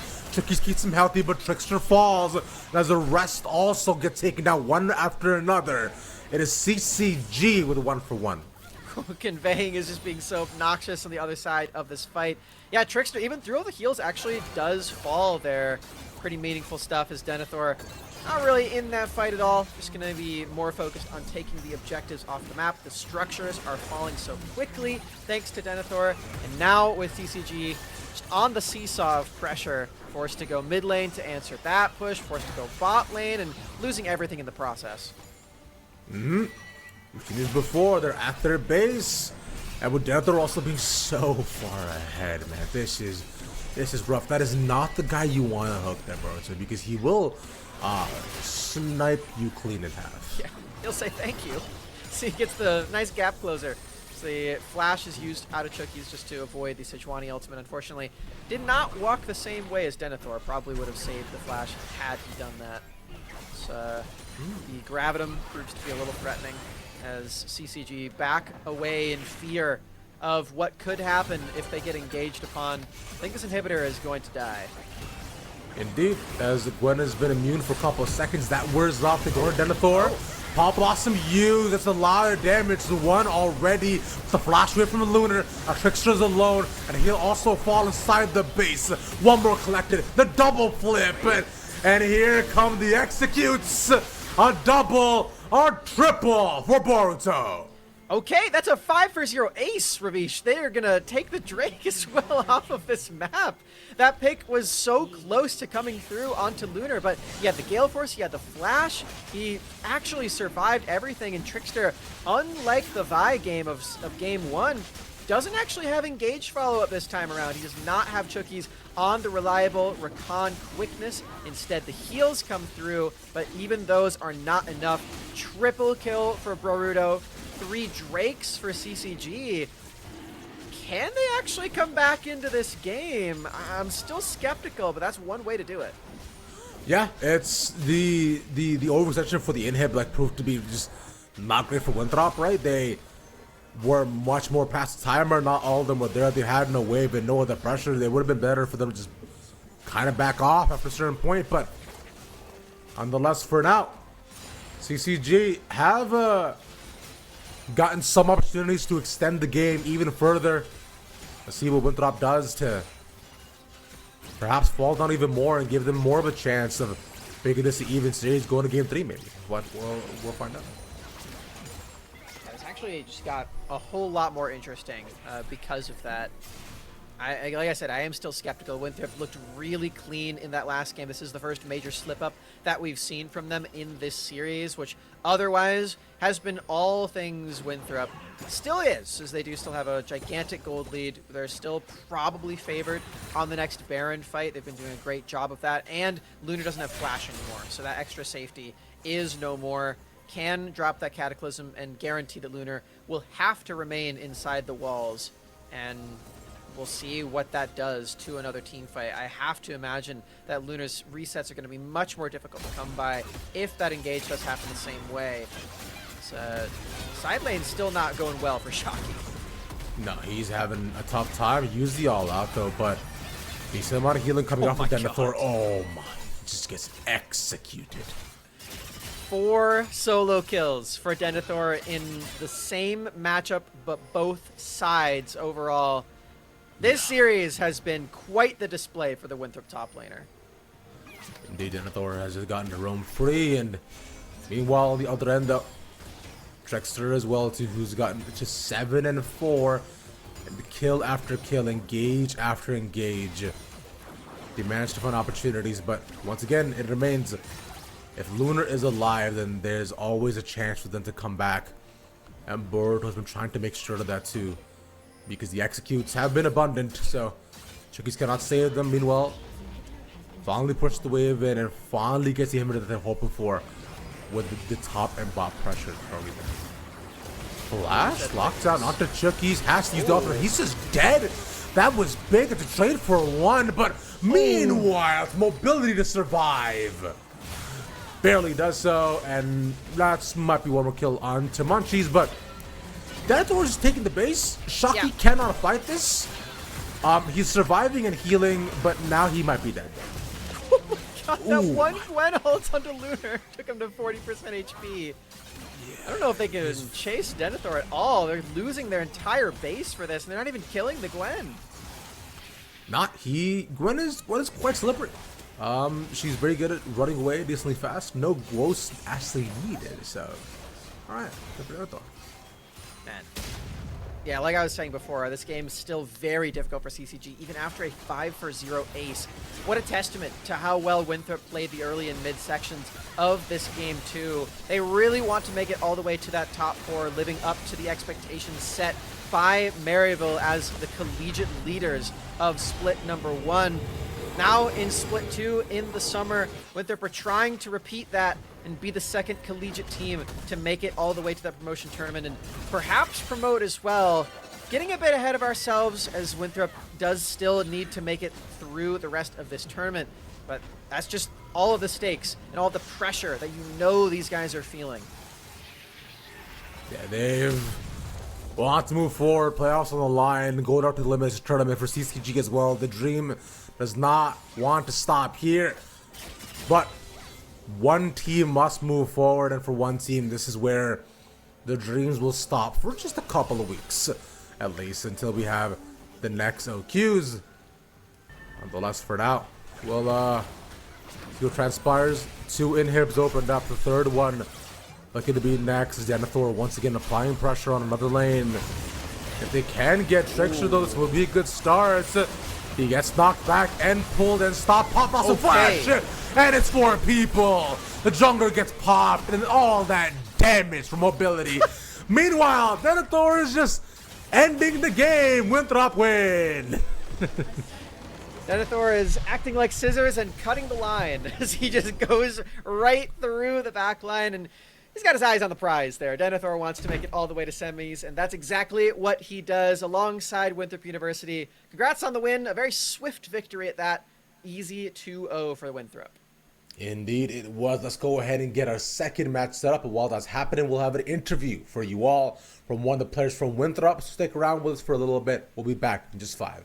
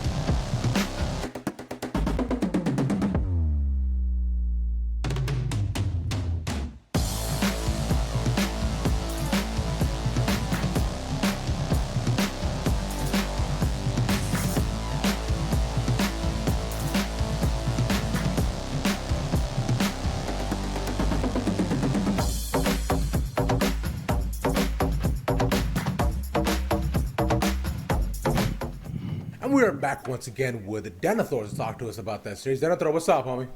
Hello, hello. Good games. Yo. Games indeed, my friend. Yo, let me just get it out of the way. Just the fact that you played both matchups in those games, both the Gwen and the Cassante side, and that you solo killed them on both ends, right? Did you mean to disrespect Shakti, or were you just trying to go for a style play? No disrespect, I just knew that I win, basically. It's just knowing my limits on both of these champions. This is a matchup that I know very well on both sides. I played against him a long time ago on the Gwen versus Cassante, and it went way worse for him. So he's definitely gotten better on it. But I still know both sides very well. Man, Alright. if that was better, then I don't think we should go back and watch. But you guys, No. you did very, very well in that matchup for sure. Very well done. We saw at the very end of the game that you were the rest of the team was more the distraction, of game 2, where you just kept taking all the structures, and you ended up just solo on the Nexus by the end as well. Take us through the ideas there, because it seemed like you were pretty valuable in the team fights, or at least you would have been if you weren't just taking all the structures instead. Yeah, I knew that they had to answer me, or they just lose the game, and they needed more than Cassante. So there's like no need to fight, even though I would have loved to fight. But they're just going to lose the game no matter what we do, basically. So I just split. There's not much more to it. Seems like that's all you need to do. How's your summer been, Denethor? Not in classes, back home. Are you going outside at all? Yeah, I saw some fireworks last night, 4th of July. Nice. Didn't play much solo queue. Just needed to get some America for the night before my game. Well, it is also Canada Day, Denethor, so I just wanted you to know that as well. Happy Which is Canada also Day. Yeah, did they light any Canadian fireworks off yesterday? No, we That'll be on didn't have Monday. any. Ooh, okay. That's a shame. It's okay. I'm sure it'll be on Monday, because that's where everybody does all the Canadian fireworks. It's fine. It's okay. I don't care. But Denethor, let's go and talk to you a bit more about the lane, bro, because something I want to know personally. Look, I'm very good at the top lane. Everybody will let you know, but obviously not as good as you. But I want to get your opinion, man. Look, Yorick, thoughts? Yorick is a sleeper champion. He's Let's actually go. he's pretty OP, but nobody plays him. Well, Do I you play him? Do you play him? Maybe you have to find out. Oh, Maybe I'll pull Okay. it out one day. That's not a no. all right. Look, because personally, I love Yorick. I'm known as Yorick salesman around amateur, so that's all right. I would be excited to see if you go and bring that out. But any final shout outs and words from you, Denethor? Shout out to my team. They played really well, even after a couple poor days of scrims. They played amazing on stage, or in a match day. Shout out to them. It's good games. Nice. Well done. Yeah, shout out for sure. Huge. All right, but with that though, Denethor, I want to thank you for coming on down, and big congrats to you again for the win. We'll be moving over to the semis next week to face their opponents, which look to be Mirage Alliance. But we'll find out who it is. Yeah, Nonetheless, stuff. Yeah. Either way, we do have one more series to go for a quarterfinals, so y'all stick around. We'll be back in a bit.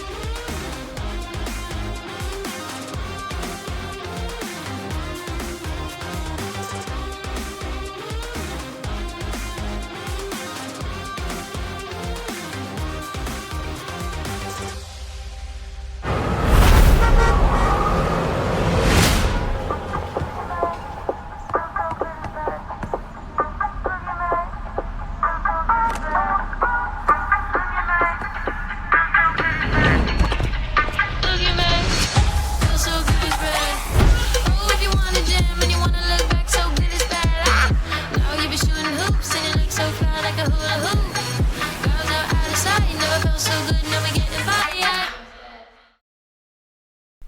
One more team finds himself at the precipice of greatness and the hope of North America. Welcome back to the Champions League qualifiers. I'm Rav Shagraf, joined once again by Summer. All right, Summer. Give it up for Summer, everybody. Summer. Hey, it's me. I'm back. Yeah. Woo! Let's go. And we are back for the second quarterfinal set of the day. I feel like this is going to be the closest one that we have all day. Mirage Alliance already took a 2-0 on the other stream. Very quick second game. And Winthrop, of course, we just watched on this stream, did take a 2-0. Also very clean series. Cheese Chasers, though, I feel like they might give Lit some competition. Lit may be the 1-seed team that does drop. We'll have to find out, though, because Lit did have a really easy time in their group. They've been very, very good. Yeah, we've had a couple of predictions. I find, go back and forth. We haven't seen all of them. I don't know if we do have a slide on all the predictions. In fact, but I don't know about you, Summer. I will reveal my prediction going into the series. Do you want to know what it is actually? I'll ask you first. I feel like even if I didn't want to know, you're going to tell me. No, I actually wouldn't. If you didn't want to know, Really? I wouldn't tell you. Okay, Yeah. well, I do want to know. Okay, all right. Well, I'm not going to tell you. All right, picked let's look at the GCHs teams. We have Lethal Intentions, Lit Esports, as it were. Dragoon up top, Kisno, Messages, Sajed, and Chaye. And yeah, some players that people who watched the promotion tournament in the spring should be familiar with. Kisno played on Supernova with Dragoon. Messages also played on The Last Dance. Sajid and Chaye bouncing around on some of the other teams in the qualifiers. Didn't make it to that tournament, but they are slated to make it to this one as they were seeded top 4, did fulfill that prophecy, and made it all the way through the upper bracket to the quarterfinals. And yeah, they did a really great job. I've been very impressed by Lit Esports. Indeed. Dragoon, my goat. That's all. Let's go ahead and move on to their opponents, though, who might be looking to perhaps stop their dreams in their tracks. That is the Cheese Chasers, and looking to be the acquirers. If they want to make it through with Barrack, Krya, Aojun, Scoot, and Sandwich, who've had phenomenal games throughout. They've managed to climb their way through the lower bracket to barely make it through here. Game 3 as well was particularly great for themselves in the previous series. Aojun also playing a fantastic Syndra. And let's see if that can be recreated today. What's up? Before, their coach was listed as Scooped, but now it seems they've picked up Nano. So congratulations to Nano for getting a coaching spot on the Cheese Chasers, and congrats to the Cheese Chasers for picking up a coach. That's pretty cool. Indeed. But yeah, we're getting into the draft now. Seems like Lit's going to take the blue side for this first game, and they're going to start things off right by banning away Zach. Your stream had so many Zach games yesterday, Ravish. We had a lot of Zach. Yeah, unfortunately, but it seems the Crier was attached to the pick and will not be seen here today. I don't mind that at all. We did see a lot of fun picks throughout the day, though. The bandwidth from Lucian, I think, is very correct from Cheese Chasers. Sarja and Chaye playing the Lucian Nami to great proficiency. So, taking away the option along with no mid lane Jace for Aojun either. So, just a lot of targeted ban stuff. Nothing like super powerful taken off just yet. I would expect a Melio from Cheese Chasers, though. Yeah, the Nico's still available too, so both of those champions could be banned right here, or maybe they slip through. Important to note that with Lit Esports on the blue side, they may not get topside counterpick, as both Barrack and Dragoon have been known to have some pretty wacky counterpicks up there. Maybe something to watch out for. Maybe less likely that we get a Darius for Dragoon or something like a Yone from Barrack that we love to see. We'll have to find out, though, as the Zeri is going to be one of those bans, so at least one of Nico and Milio are going to get through. I would also, but there you go. So there is Milio. So I have seen that has been the trend that people have been allowing, people have been allowing Nico to make it through here. Kindred has also made it through as well. This is a champion I've seen quite some time. Picking it too for Kisno would be bold, and there we are. Lit Esports taking a very heavy-handed stance right off the bat.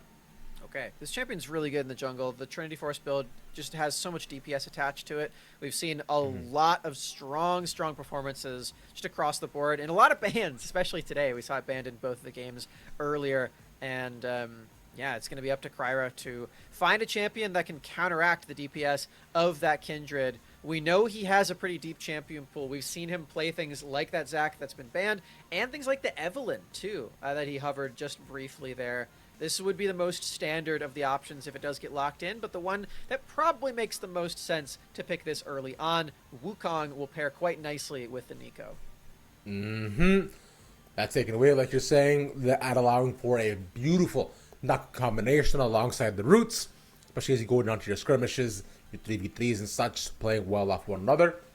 And to take the matchup into mid, the Syndra has been the most common pick for many laners, and they'll take the Hypercarry of Aphelios instead. Okay, opting not to go for the Jinx pick instead. So just staying comfortable. Instead, Jinx will be picked on the other side.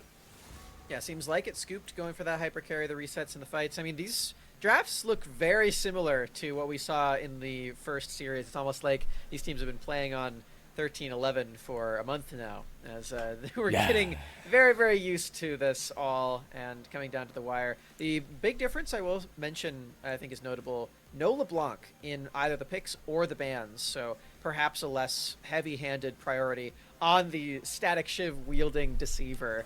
We'll find out if that changes as the series goes on. We're going to be getting some more bans coming through. The Sona Achaye special, able to play that into a lot of different matchups, and most teams not quite ready for it. Okay, and they take it with the Darius as well. Dragoon not wanting to get counterpicked.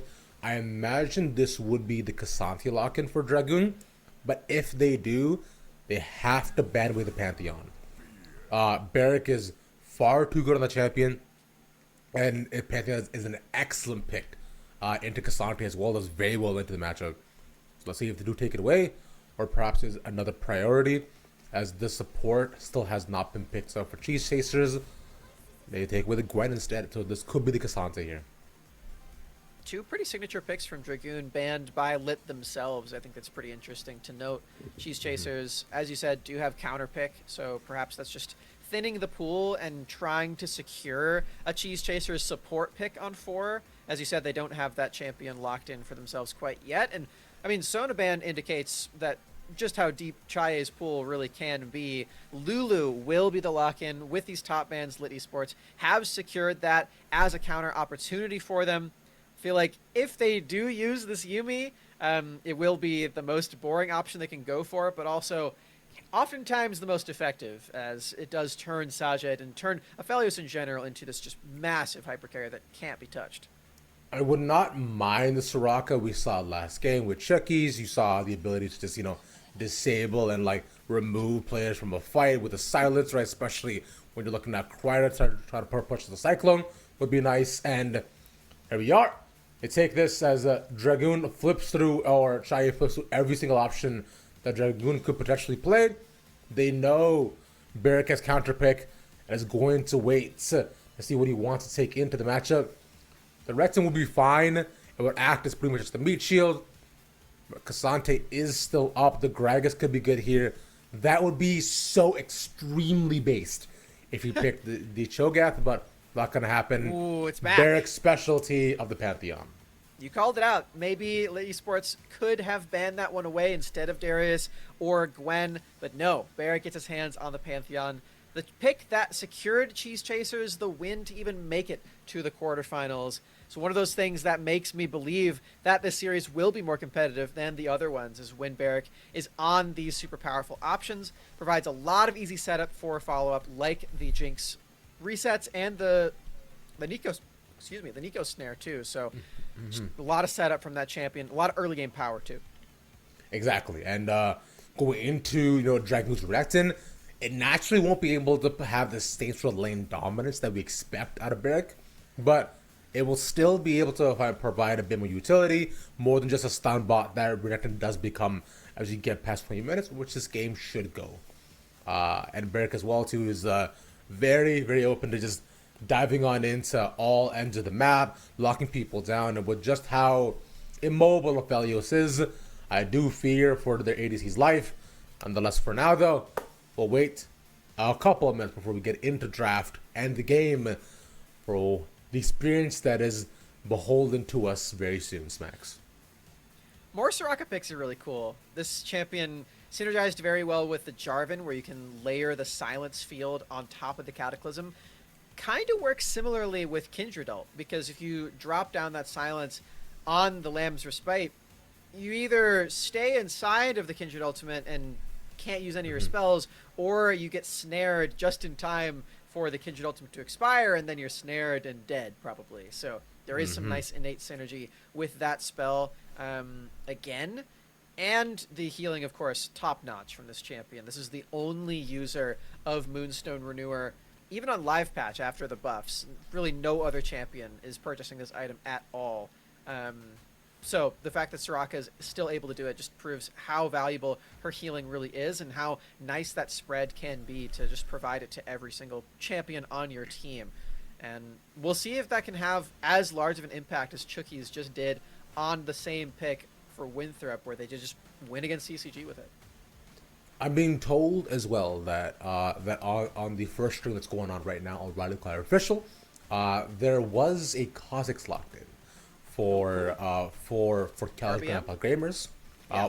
Naturally, the RBM Kha'Zix, which has been a classic of his back when the really bald meme picture surfaced many years ago when I was first starting up in amateur. So that was a great time. That's it. I had fun with that. I don't think he's bald anymore, so No, I don't think yeah, so either. I don't know. I haven't seen RBM's hair in a bit, but last I remember it was pretty long. So I don't know. We need more RBM vlogs. Truthfully, it's been a long time since he's posted one of those. I was really hoping that Northwood would post some more with their collegiate run, as they made top 8, but we still didn't even get any. It's so sad. I know. It's I was hoping as well at the time that, when I actually met him for CLL last year, that I would have gotten to be into RBM vlog. I did not get to be in RBM vlog. I still am very sad about that to this day. Peyton, if I see you next time, I better see you with the camera, or else I'm gonna continue to be sad for another year probably. Wow. Yeah. For now, we have about 60 seconds to go until we are in-game summer, and while we experience our next semi-final of the day. 2 teams enter the arena. 5 players each side, 10 in total. Lit Esports, the Cheese Chasers. One who's kept the logo through one who had to change it. It's not Tom and Jerry anymore. 10 players with high dreams and hopes of being able to just make it all the way through, get the elimination tournament, and perhaps become the next hopefuls for NA. Players on one side who've been able to win certain tournaments, to have emotional outbursts and prove to themselves and show that the dream is still alive for themselves.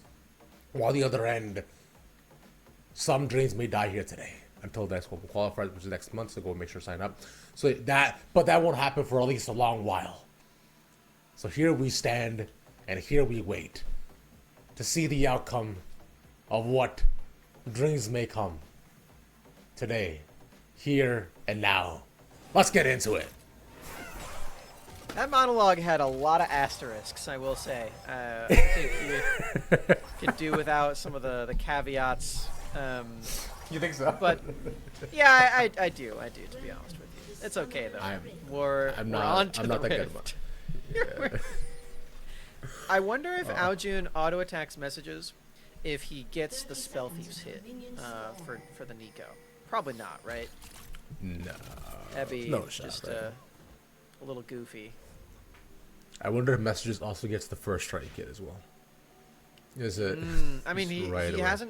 hasn't hit Aljun yet. Looks like they the surrender flag is already up. As Lady Sports, hopefully they're not going to surrender in this series. This is one of the teams that we expected to make it into that top 4. We seeded them as such on the committee. We saw them qualify for being first seed in their group with all of that considered as well, going forward with the Swiss, and they do have some strong experience to back this up. On the other hand, though, the Cheese Chasers also went 4-1 in the Swiss, and the only game they lost was the very first one, where Scooped wasn't even present. With Scooped, they went undefeated in the Swiss, and they very nearly went undefeated in games in their group as well, only losing 2 of them overall. Both teams with similar records, you'd like to say. So, GCHs have had a bit of a tougher time getting here, though. Naturally, as Lit has maintained their supremacy in the in their own bracket, going all the way to the upper. There have been talks that whether Lit has been challenged just yet, but I guess we'll find out today for what they have been able, or what they will show us. And Chaya has already hit Scoop with 3 Soraka Qs. That is a great start to this lane. Those spells are insane to land. Another 4. one connects. Yep. That is the heal used, though. Very similar to what happened to Chickies, where he just had to use heal super early on because the trades went a little too far. Perhaps that's happening to Chaya. And this is one of those situations where your poke can be really good.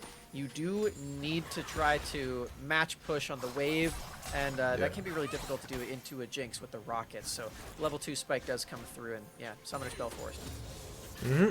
Chai will have to play much safer right now, as we are expecting this bot lane to get very, very aggressive soon. You know, Scooped is known to not be somebody who just likes to wait around for things to happen. He definitely plays in which sandwich too. It's a possibility. Defense Summoner spells though, so may not happen just yet. It'll be up to Cryer to visit down bot, or will Kisno will have to make the difference. Find out on the next episode, or no, I'm not. I can't say that. You said Boruto was a bad show in the last series. It is a bad show. I have not seen it. I cannot vouch for this statement. I'm not gonna anger the Boruto fans. I don't know. All 5 of them? Yeah, sure. I don't know. I haven't seen it. I don't even know what it is. No one What should is see it? it. It's fine. It's just the continuation of Naruto, like about his son and whatever. Oh. It's Is bad. Naruto's son just like not as good as Naruto? He's just a bad person, and the stories are bad, and it's like they wanted to separate the 2 entities so much that they tried so hard to like ruin OG characters, and make them almost like useless, and that's what really made me mad. It got so bad that Kishimoto, who was the original author of Naruto, had to come back to help save the series, because it was being done by his lead assistant. I see. Well, that does sound frustrating. I'm sorry that happened to you. Thank you. You're welcome. It's okay. I'll survive. You know, I'm not insanely pressed. I'm just disappointed because I feel like there were more stories to tell. Just as a very, very avid Naruto fan, having it be one of my favorite series ever. Yeah, it just hurts a little bit. That's all. But it's fine. It's fine. I'll let it go. I get it. I'll let it go. I get it for sure. Character assassinations, retcons, sounds obnoxious. Jumping the shark, whatever that means. Ooh, yeah. Have you ever jumped a shark before? I know it's a thing in television that people do. I never got what that means. But no, I've never jumped a shark before. I've been near sharks before, in aquariums. I jumped a shark by playing Skate 3. That's the first thing you do in Skate 3. Well, after you watch the greatest opening scene of all time. All the Skate 3 fans out there know exactly what I'm talking about. The opening cutscene is actually like live action. They just get like 25 real professional skaters to like act in this little like this little piece about like the making of a skateboard. It's actually really cute, and That's I highly awesome. recommend people watch it. Yeah, just go on YouTube and watch Skate 3's opening scene. It's great. It's very, very good. Oh, I have touched a nurse shark before. I've done that. Oh, cool. Yeah. They're Pryor has touched a very Drake. Did you know that? I did. I see it. The entire bot lane has actually moved up to help him. That's true. So that went down. Kisno is around here though. I don't know if he can steal this. Yeah, that's Pop Blossom. Kisno is dead. Yep. That's first blood to Aojun, and chime him up with the next target. He has to use Flash, and Sajed as well has got to back off here. That was a tiny bit greedy from Kisna. Yeah, the Nico engage is just so threatening, especially because he turned into Sandwich, and it shows that he's level 4, which is very deceptive because the Nico underneath the Lulu disguise is level 6 and does have ultimate, which again is completely stealth. You can't see it channeled. Catches Kisno out, and he can't even flash away because the follow-up of the chains, or the chomps, excuse me, from Scooped. Just completely brutal. Very nice pick. Completed by Aojun alongside the Drake, and Cheese Chasers are off to a great start. They are, yeah.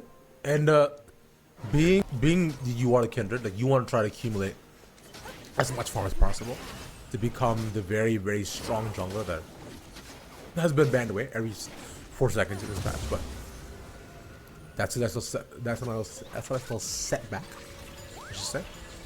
Only one mark so far. Not a full champion yet, but you know, can still put up some decent amount of damage. The second mark has not spawned yet on the map from what I see. So a decent amount of time as he looks to take some of both Crier's and his jungle as well.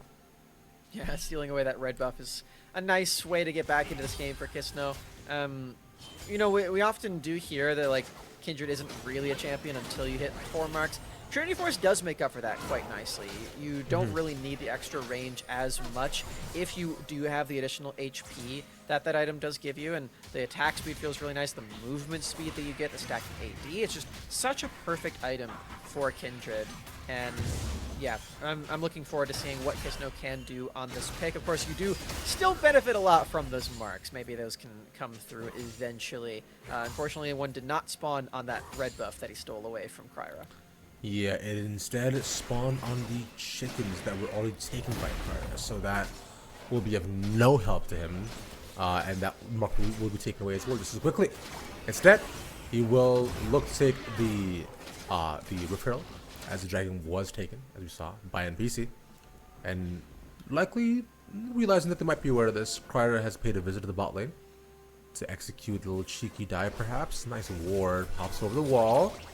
Does not get slowed though, as wave does come in. Sarge is the first target. Walk in, Cyclone up, all that knock up, and it's just so clean. Both kills taken as Aojun and messages trade blows. That was actually a pretty big mistake from Sajed using his Severum Q. Didn't actually get to use the ultimate in the Severum form, which would have allowed him to heal up quite a lot, hitting on multiple targets there. I'm a little disappointed in that one, as it was going to be difficult to survive that pretty much no matter what. It's the small things that help you get the trade kills back. The small things did not come to fruition there. 3-0 start to the game now for the Cheese Chasers, and Kryra has been affecting this bottom lane in such a great way so far. Yeah, Kryra has had a fantastic game continue on forward. We did see yesterday as well too. Kryra with the based on performance, we were talking about active junglers all throughout the day. And Kryra knows exactly what the laners needs, with now Scooped as well, being 1-0 up, accelerated this Jinx even further, and accumulating a 900 gold lead in the bot lane. Not too shabby. Yeah, this jungle matchup's really interesting just for both of these players. We do have an ultimate from Dragoon up top. A lot of damage direction deals, yeah. Gotta flash. Yeah. Especially when you're inside the dominance, right? You know you can't run away anywhere.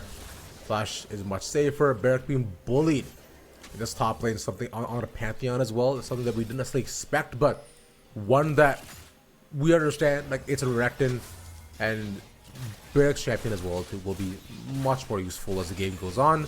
But for now, though, he will not have the same advantages that were given to him every other time he's managed to play this Pantheon champion. Yeah. Touching on this jungle matchup again, though, the way that these two players have come into the scene is very interesting. Kisno really getting his start earlier in the year, as he did get subbed in for Supernova after playing on a different team before that. I believe it was CB Gaming.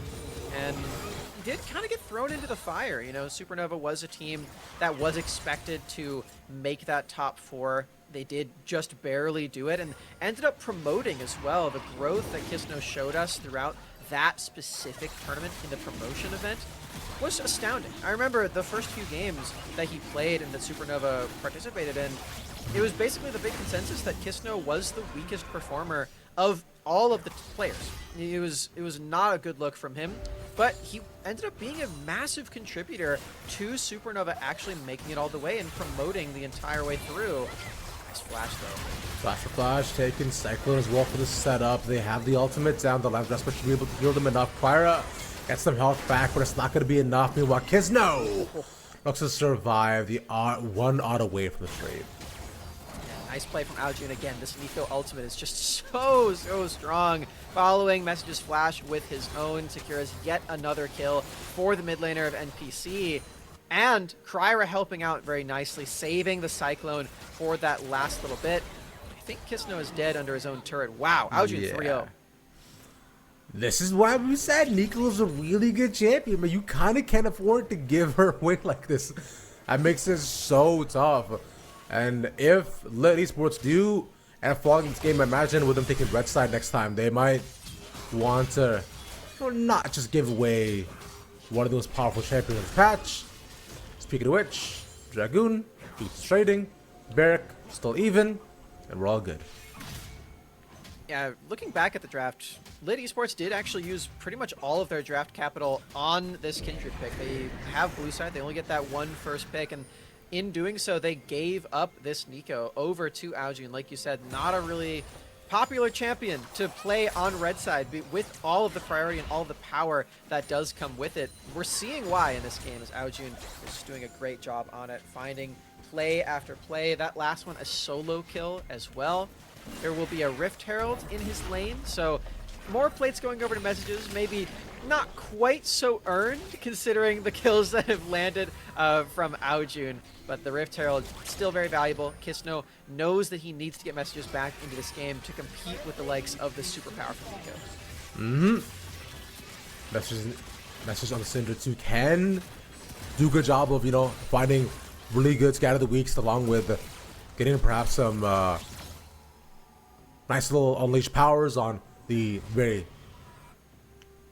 not very healthy champions of Scooped and Sandwich if possible, or even looking to assassinate people over the walls. It barely can't necessarily block that. But as it stands right now, so loosely fall off, taking the Leanders too, which is honestly, I think that's a fun choice. We'll make sure that the healing, that's given by and shielding by Sandwich Scoop is not as prevalent. I like it. You're pretty standard on Syndra, I'd say. The damage sustained over the course of an entire fight can get pretty high with that, so nice for Messages that he does have that item and trying to keep pace with Aojun, who again is 3-0 in this game.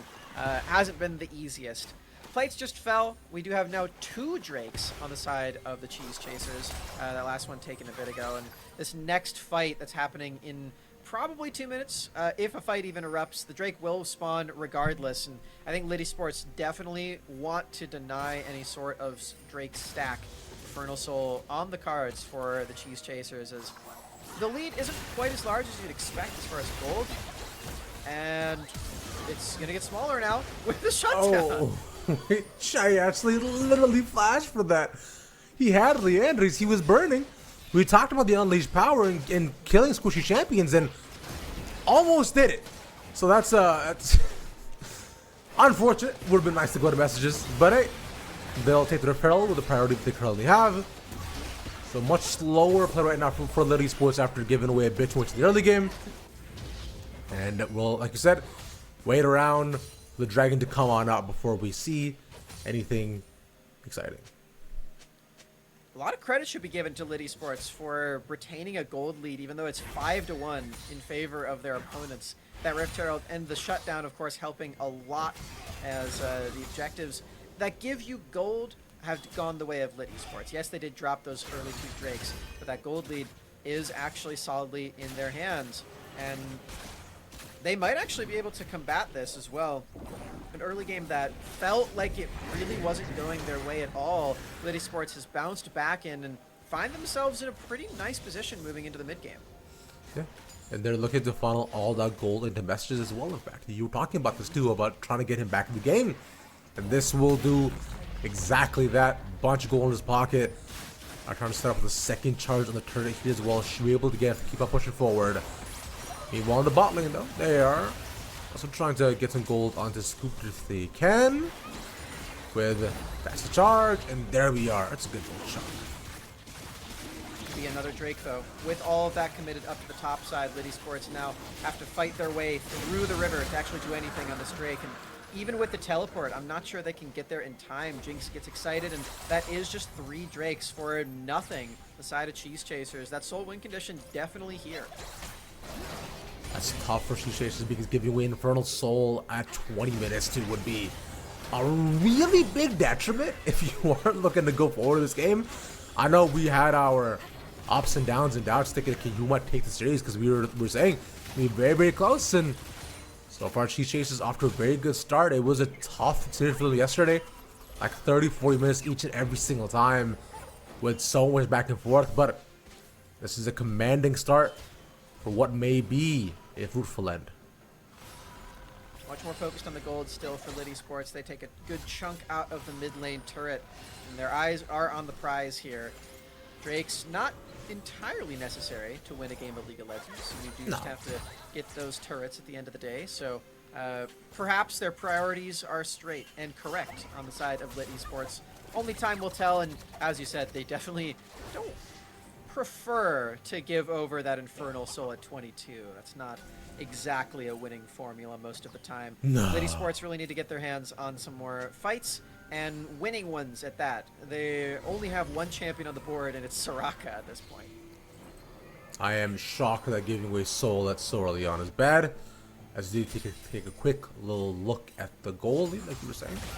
Just a couple hundred across the board is still, 400 still in favor for Barrack, but otherwise though, very small differences except for Messages, who's now almost about 700 or so ahead of his opponent because of all the turret gold and such that he's managed to just get funneled into him as he looks to get stronger and stronger.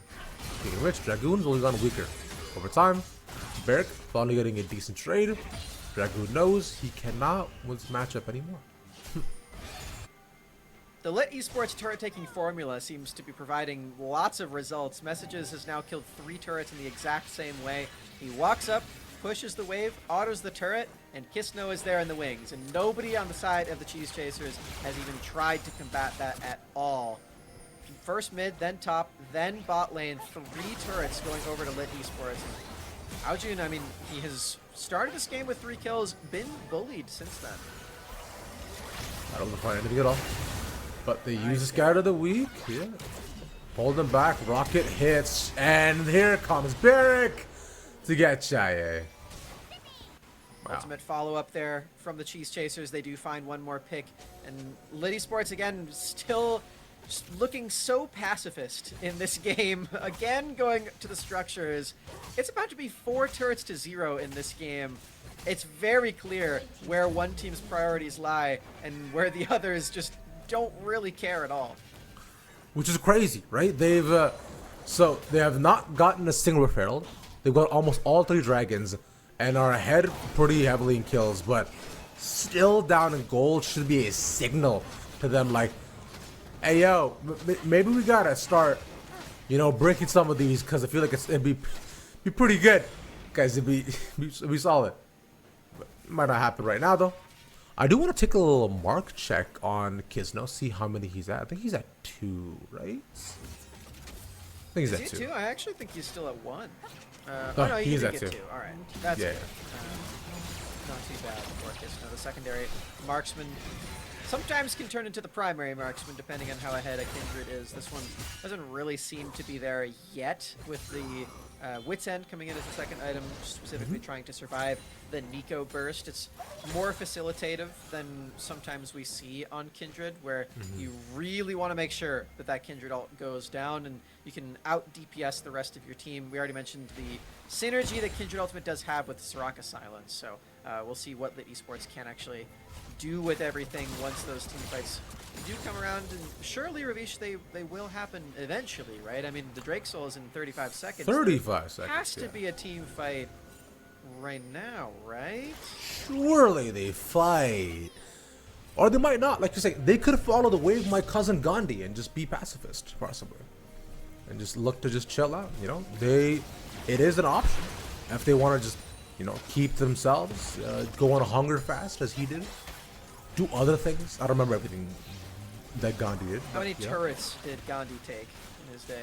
I don't know how many turrets there are in India.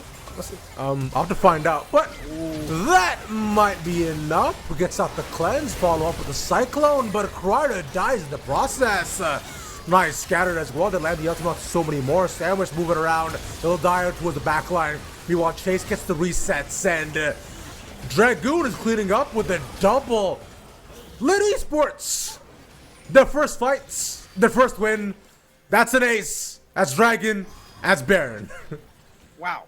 Okay, I mean, what a swing in the kills. I think Cheese Chasers, this definitely took them by surprise. I mean, you talked a bit about how the gold lead is in favor of Lit Esports. I feel like Cheese Chasers probably didn't even feel it that hard. They were up 6-1, 3 Drakes to 0. Yeah, they didn't take any turrets. It's gotta still feel pretty good to have all of those kills on your people, though. And 5-0 ace. They've got to be scratching their heads this one, but us on the spectator side, we saw this coming. We knew that the gold was heavily in favor of Lit Esports, and it's only getting larger now. I mean, look at that explosion. It's now 6K up for these guys that were down 5 kills the entire game. 5 kills, up a couple hundred now with the Turo Baron buff. They can do so much more. By the way, mind you, Kisno doubled the amount of marks that he had in the fight as well, so he's now finally at 4. Has gotten a decent little power spike, and I want to say 2 things on that.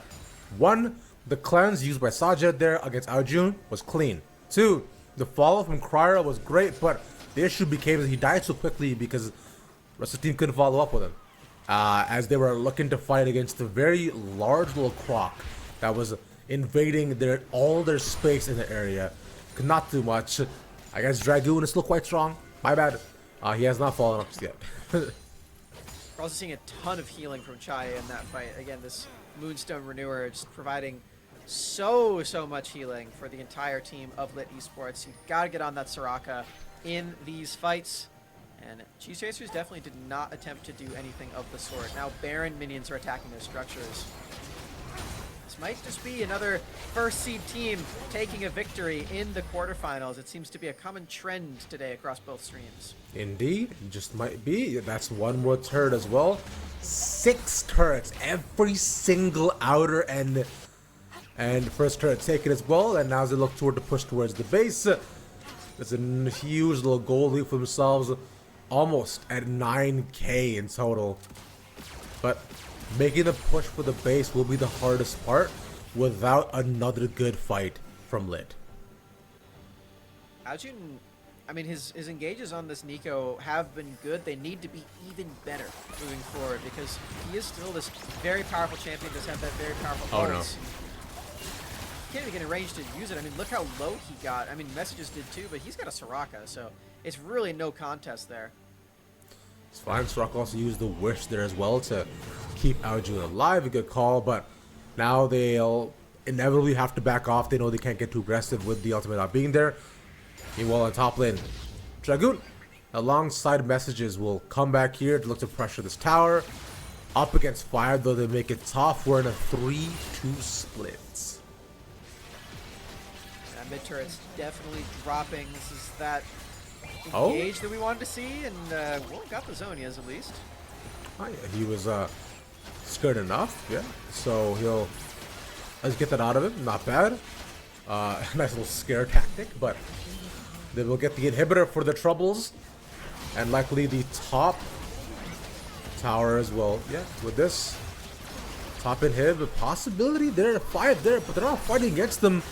They're doing a good job. They're looking to move around, and yeah, let's just take this for free. I mean, Aljun used his Nico ult on just about nothing, so the engage threat is just completely vacant in this game. Lit Esports, they're... What's up? I was saying, well, you know, he got Zanias up.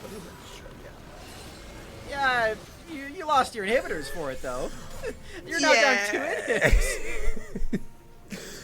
Also a very good point, Maxington. My bad, you're right. It seems in this game, the Lit Esports really only needed that one single fight to go their way. After that, back to Pacifist. Just taking every structure, taking the objectives. They know what wins a game of League of Legends in these petty squabbles with everyone dying left and right. Unnecessary.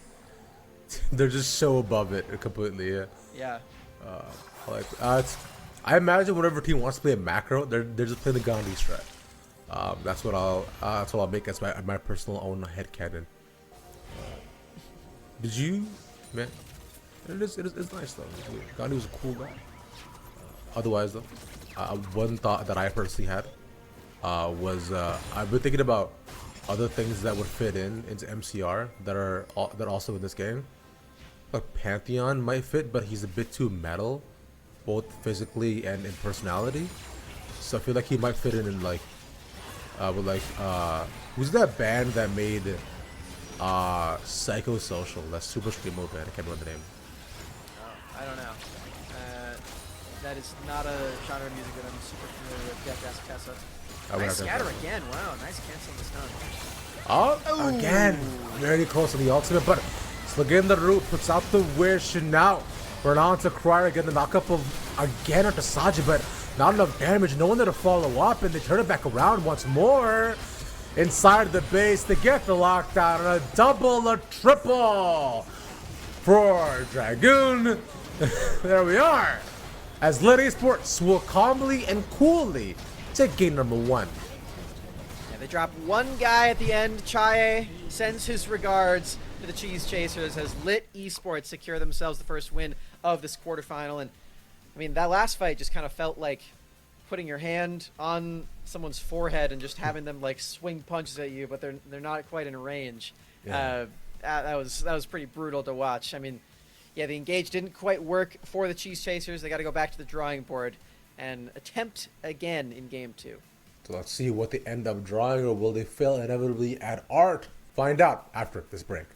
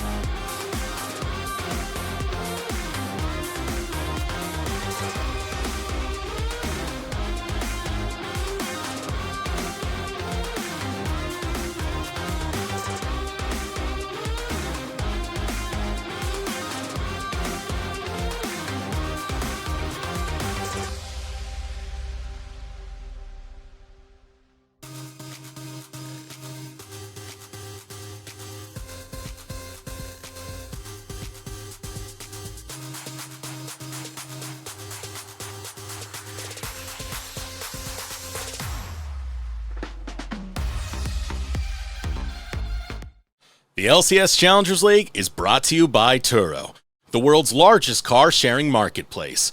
Find your drive. Once again, we reach ourselves with a 1-0 lead, and the users of Zeus will see how lit they can truly be. Welcome on back to OQs. I am Ravish. This is Summer. Yo, what's up? Okay. Game 4 of the day, game 2 of the series. Here, the Cheese Chasers on their last leg in the playoffs. Got one more chance to maybe get back into this and start another reverse sweep. And, yeah, I mean, it's just been the day of the first seeds, just trouncing the opposition. Team Ambition did just win on the other stream as well. 2 O's for Mirage Alliance and Winthrop University. Maybe the trend stays alive. Maybe we have our shortest day of the qualifiers so far. Well, now that you said that, we're about to go into 40-minute games and 2 more of these. So that's exactly what's about to happen. Thank you very much, Summer. Honestly. I hope so. I hope the Cheese Chasers can bring it back, because I really like a lot of those players, and I feel like that was not their best look. I want to see a more competitive set from them. Look, and I do too. It's kind of been the... I mean, You do? I agree. I do too. But here's the thing. I also want to go outside before 7 p.m. today. That's my thing. You can still do that. We're definitely going to be able to do that in time. Come on, it's not even 4 Eastern. It is also fine. not for Eastern. I'm fine, I guess. Yeah. I want to go outside before 6 Eastern today. How about that? Because I need to get gas from cost. I'm pretty sure you'll still do that too, depending on how long it takes you to wrap up casting. I guess I don't know. Well, These games won't be that long. Come on. We'll find out. Win before we're in for 50-minute games. We'll see what's up. Can't wait for a second Elder to spawn, as while Summer says. These games won't be that long. It's fine. They won't. It'll be fine. The Cheese Chasers have not really looked at their most competitive throughout this entire weekend, to be honest. They did lose that first game against Teamless Revenge rather unceremoniously yesterday. I know you got a front row seat to that. I did. I don't know. Lethal Intentions didn't really seem like they broke too much of a sweat. Yeah, they dropped some kills early game, but the game plan stayed exactly the same, exactly on track for the entire time. It really just felt like some minor turbulence in the air on an otherwise very safe flight. Mm-hmm. You know, according to statistics, for all people who are scared of flights, you're more likely to die in your bathtub than you are to die because of a flight. So, just know that as well. Planes are extremely safe. Even if a window does get broken, you'll probably be fine. Cabin pressure goes down. Things happen all the time. Planes are really safe, by the way. I don't know why people don't know this or see this. I understand people are scared of flying. I'd rather be more scared of driving on a highway. Like driving on the I-95, true, yeah. Terrifying, probably. The Yeah, I-95 is a highway, right? I-95 is a highway, yes. Okay, cool. I don't know. I don't know, man. I don't live where you live. I'm pretty sure I've seen that sign in movies, somewhere. Also, your sign for your highways are weird. You guys are all like weird on like it's not a shape, like it's a weird swoop on top, and then it's like a V. I don't like it. We're in the draft. He's Canadian, by the way. Yeah, we're in the draft. Cheese Chasers picked blue side this time around, which does give counter pick opportunities for Dragoon, which we always love to see over here on the qualifier stream. Kindred is actually gone, even though Kisno didn't have the strongest early game of all time in that last one. Still a powerful enough champion to hit the ban table this time, and maybe the Nico will too. I mean, Aljun did have a strong start with 3-0. The Zeri and the Zac are also gone here as well, so I do wonder if they prioritize that. But if they do, I mean, with Lucian also gone as well, I feel like they also want to limit more jungle picks, if anything, or maybe to remove one of the or Milio, yeah, as well. So they got to pick between whether they want them to have Milio or Nico. I think Nico is the pick. They'll take away the Jace for Aljun, and there we go. Milio allowed through, I think, is always a mistake on this patch. He's just such a strong enabler for so many champions in that bottom lane position, and Scooped is that guy on the Cheese Chasers a lot of the time. So definitely concerning, to say the least, that Lit Esports sent that over. In return, it looks like they're going to receive the Nico and probably the Aphelios, if I were to guess, as that was the priority between that pick and the other options for game number 1.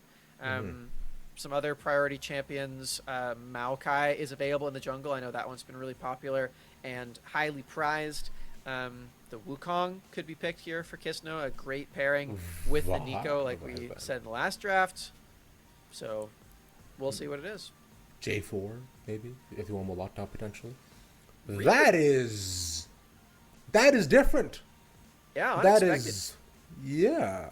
This is the context? response into the Milio. Okay, I mean this has got to be a prepared counterpick for Chaya and Sajed. I'm just wondering what the Senna pair actually will be. There are a lot of options here. Seraphine is a big one. Yeah, Sona? that's Sona is less good than Seraphine. I think if you were to pick between the two, you'd pick Seraphine. If you want a melee champion, you can go for Cho'Gath for that front line and extra Veigar? sustain in the lane. I don't like Veigar that much. He doesn't really benefit too much from Senna standing behind him. So I don't know. I'm not too big on the Veigar. If you really need magic damage, I think Cho'Gath is a fine option. Speaking of magic Could damage. be Nico too. Oh, that could actually be really interesting. Yeah, they're saving that as a flex pick to get that to Shire perhaps. But now they know that the matchups will, of course, be the Syndra and now the Aphelios, as they did not prioritize that. Waiting for a potential ADC option. Ooh. Senna Ziggs, maybe is still my assumption. Oh man. Yeah, I mean, it seems like it. We actually saw some Ziggs gameplay in NACL just yesterday. AoE got what I'm pretty sure was their first 2-0 of the entire split off of Lynx playing 2 games of Ziggs. So, seems to be, in the meta conversation a little bit. Perhaps the pair, again, is that counterpick specifically for a Milio lane. It feels like it with how early it was picked in this draft.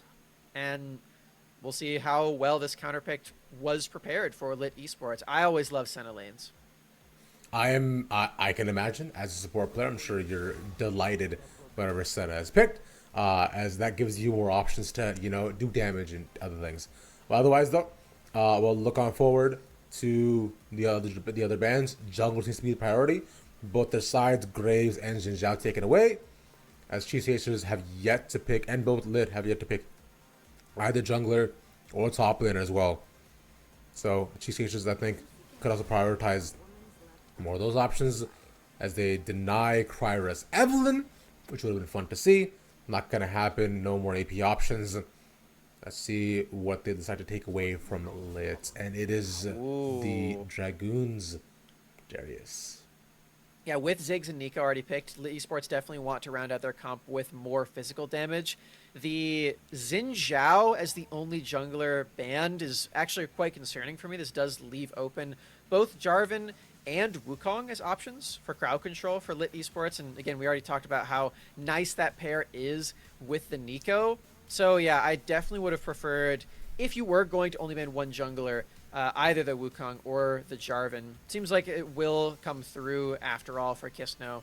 And yeah, that teamfight power is really strong. Again, really immobile champions on the side of Cheese Chasers. Milio, Aphelios, and Syndra. All they can really do is maybe knock you away a little bit. You're still going to get that Cyclone down. I want you to lock it in, Barrick.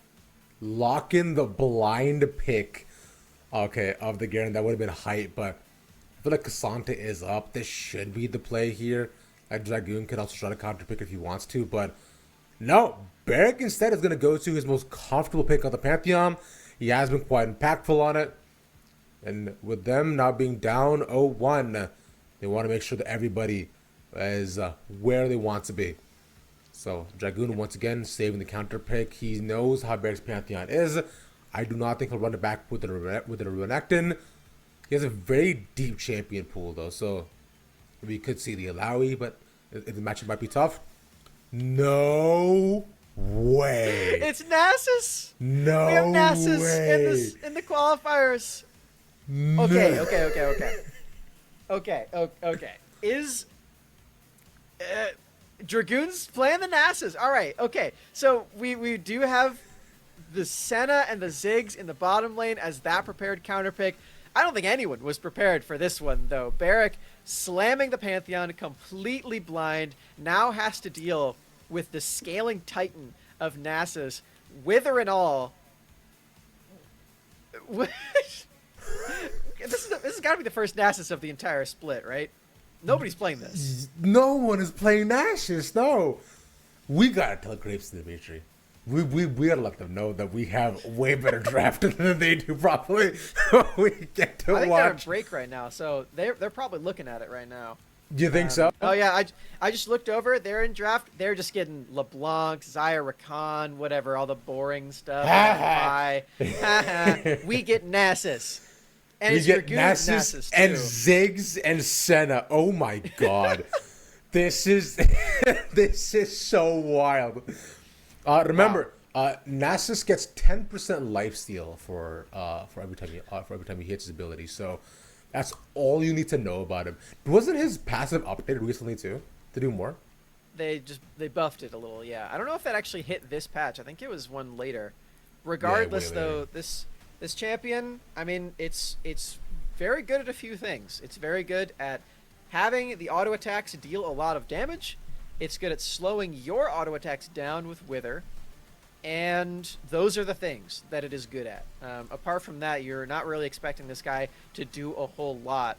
And into the Pantheon, how does it even survive early game? Like we're excited about this pick because it's very unique. I'm definitely concerned that you're just gonna get stabbed to death by the spears though very early on, especially if Barrack took Ignite. Like that's gonna be tough.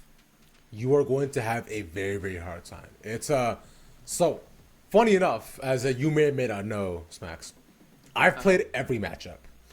This is a Everyone matchup in the I whole have game. played. I played every top lane matchup, if anything. Yep. Every classic one. Both sides of all of them too. Both sides. I've lost every side.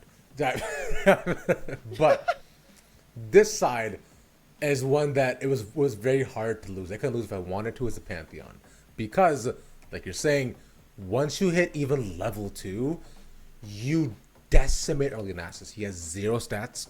He cannot trade back. His mana costs are very high, and he wants to save most of it just to farm. Nasus' priority, as you know, is simply just that, to farm. Even if he tries to proxy, his resistances are so weak early, he will just die very quickly. So it is such a threat to try to do this by yourself. And plus, if you try to use your Wither, that's like 80 mana down the drain, man. You need that for your Qs.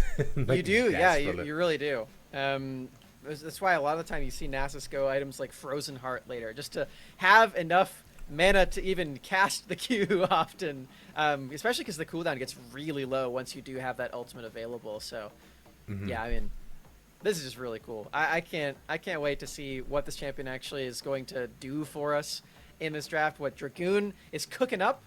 And, you know, I saw on Twitter that Long Macros was saying that it was going to be a lit draft gap. She is the draft coach for this team. Mm-hmm. She's definitely cooking. This is pretty impressive stuff. So I can't wait to see this play out. All right, Long. I see what you're doing. I rate it. I messed with the vision. So now let's see if this works out. Though is the thing.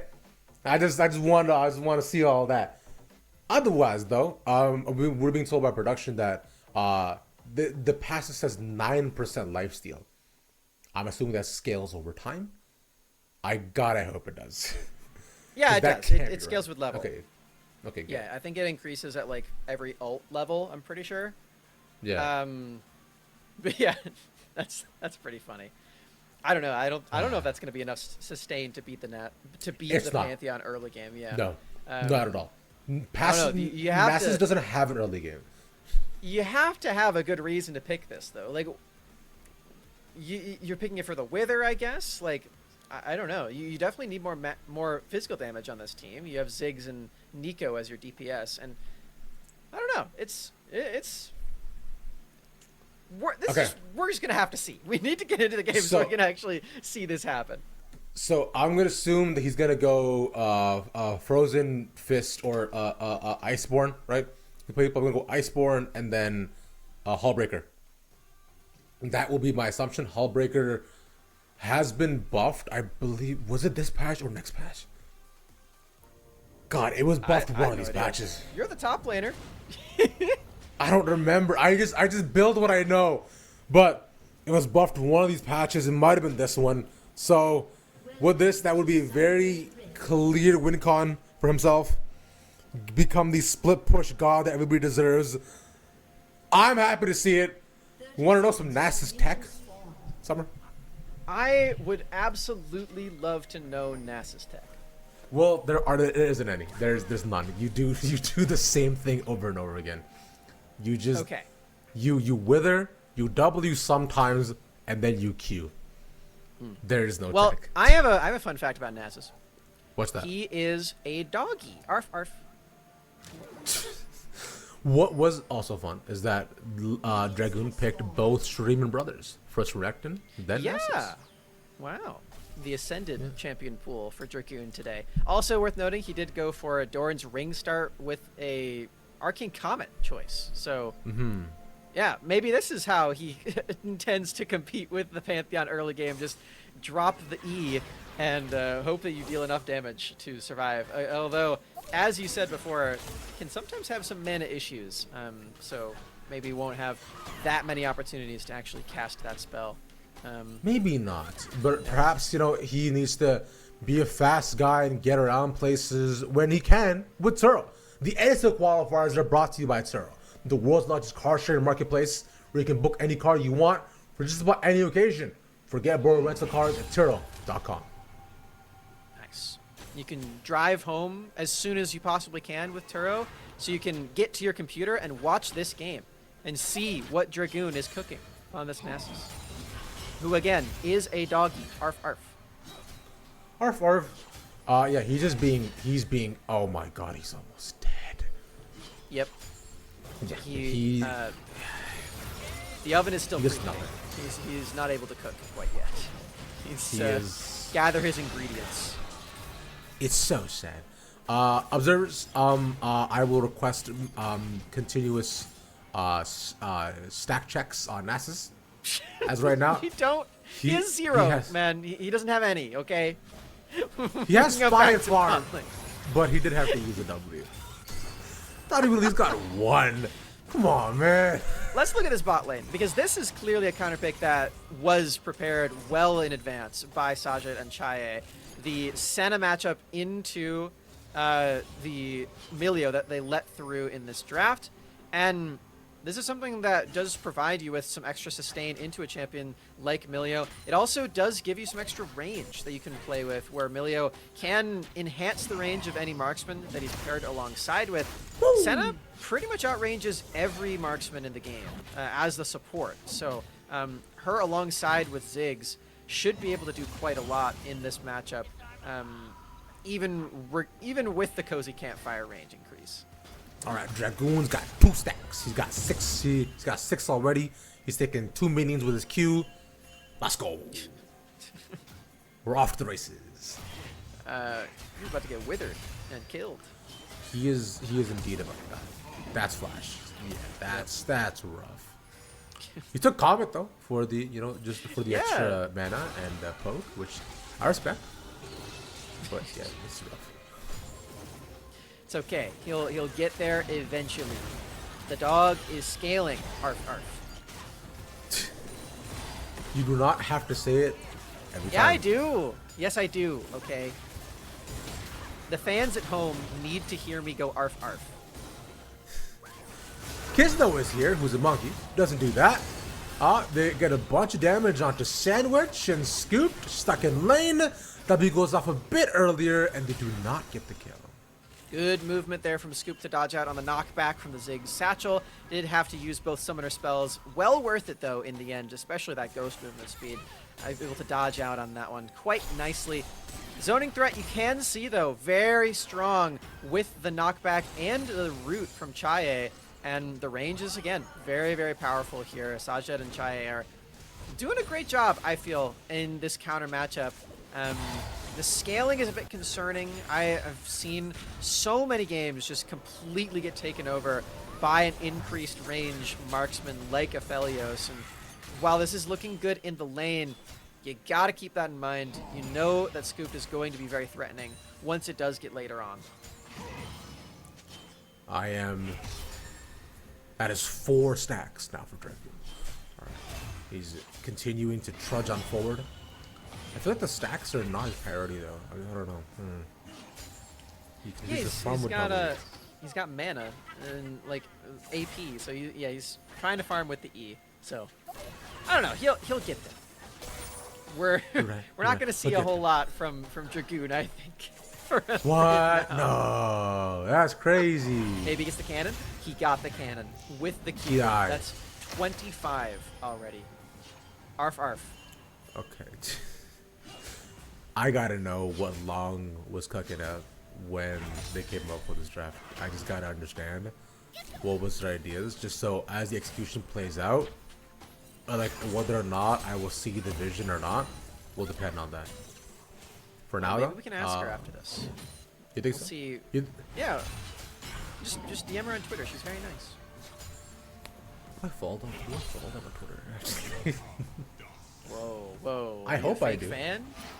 I don't know. crazy. Maybe. God, I hope not. I really hope I am.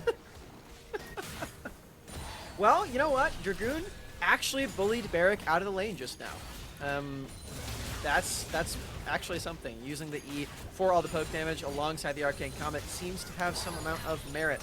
He's able to crash that wave underneath the turret, and if Barrack wants to collect it, he will have to ult for it. Didn't actually take teleport in this one, so maybe some advantages are still possible on the dog champ. Arf. You were saying how you were expecting Ignite to have him be more aggressive in lane, which is exactly what we have as of right now. While Dragoon just going full AP for himself. Alright, respect that. But meanwhile in bot lane, Dragon seems to be the priority for Lady Sports. Have not started up just yet, but Chaye and Saja are moving over. Meanwhile, Quira understands this is happening. Would look to give this up, but actually, Kiss on the sides, he doesn't want it right now. There's a lot of vision down there, so you got to be a bit careful around that. Kisno also not quite level 6. I think that's a pretty heavy contributor. You do want Cyclone before going for any big major plays on this Wukong, especially with all of these range champions on your team. Your crowd control is definitely lacking in that big way until that Nico ult lands, and what better way to set it up than a Cyclone? Maybe once the level 6 is hit for Kisno, we can start seeing his objectives get started up. Rift Herald did just spawn, and now there's a possibility of a trade with Barrack having some time alone in that top side, actually gets a ward down, and will be able to pave the way for Cryer to start that up. Cryer, though, has not been able to get as active on the map as I'm sure they would like to be. Sejuani, picked to definitely to take out all the immobility that's currently there, especially for Sajid and Chaye, who can look to move around, but lots of potential definitely there in the follow-up. Currently, though, they have roamed around bot a decent amount, and are right now on the Rift Herald with the priority that Barrack has accumulated for himself. Rift Herald's there. I wonder where this is going to drop, because you do expect Pantheon to do well in this top lane matchup. The push seems to be actually a little troublesome with Dragoon not having enough AP to one-shot the range minions with an E, though. That actually may make things a little difficult. Maybe Barrack will actually want to ult somewhere on the map and get out of the Nasus matchup. Now that the items are coming through, this is actually pretty funny. I'm starting to see the vision a bit. A little bit. Starting to make a bit more sense. In fact, we actually have 2 champions in this game with stacks. We're eventually at 48 stacks on Nasus. But I want to look to see how many stacks Senna may have as well, potentially. How many souls, I should say. As Dragoon, like we already established, clearly stacks not their priority. We have 40 souls on Senna. All right. That's actually quite a lot. That's 2 crit upgrades already. As you can see. Actually, you can't see the crit strike on the spectator. All right, well, my bad. But yeah, the souls this early on in the game, not too bad. That does indicate that there have been some heavy trades going on from Chaye. or maybe just some ridiculously lucky minion soul spawns, I guess. Yeah, 40 stacks in 10 minutes. Really nice. Flash Force mid. Yeah, Message got to trade that out as they were looking to set up a really nice little pick off the Rift Herald. Ultimate blown out from Qualifier, but they will get at least 2 plates for our June. Meanwhile, goes down, puts out the ultimate. Both ultimates blown, but not enough. The Milio healing is stupid. Still had more at his disposal too. Milio ult and Summoner heal were still available, so not quite enough damage to get that one shot down from Sajid and Chaya. You can see the synergy with those two champions though, and if that happens to you 20 minutes from now, you're probably dead, because getting hit by a full Ziggs ultimate is very deadly. Indeed. Not enough damage just yet onto Sajid, but hopefully we'll see that change. Oh my God. Ultimate spunk! First blood from the doggo! Woof woof! Arf arf! Woohoo! First kill of the game is a solo kill from AP Nasus onto Barrack after he used both Ignite and Flash. The Pantheon getting completely countered up in the top lane. Ravish, I think our entree is heating up. Indeed. And I might just be ready for by the time it arrives, your smacks. Less for now, though, it does remain that things might be a bit nicer. Kisno might be in trouble. Uses Cyclone, both ultimates blown, but Barrack has to pop on over to mid. Yeah, the Cyclone there seemed a bit panicked, to be honest with you, but did end up escaping regardless with the Flash.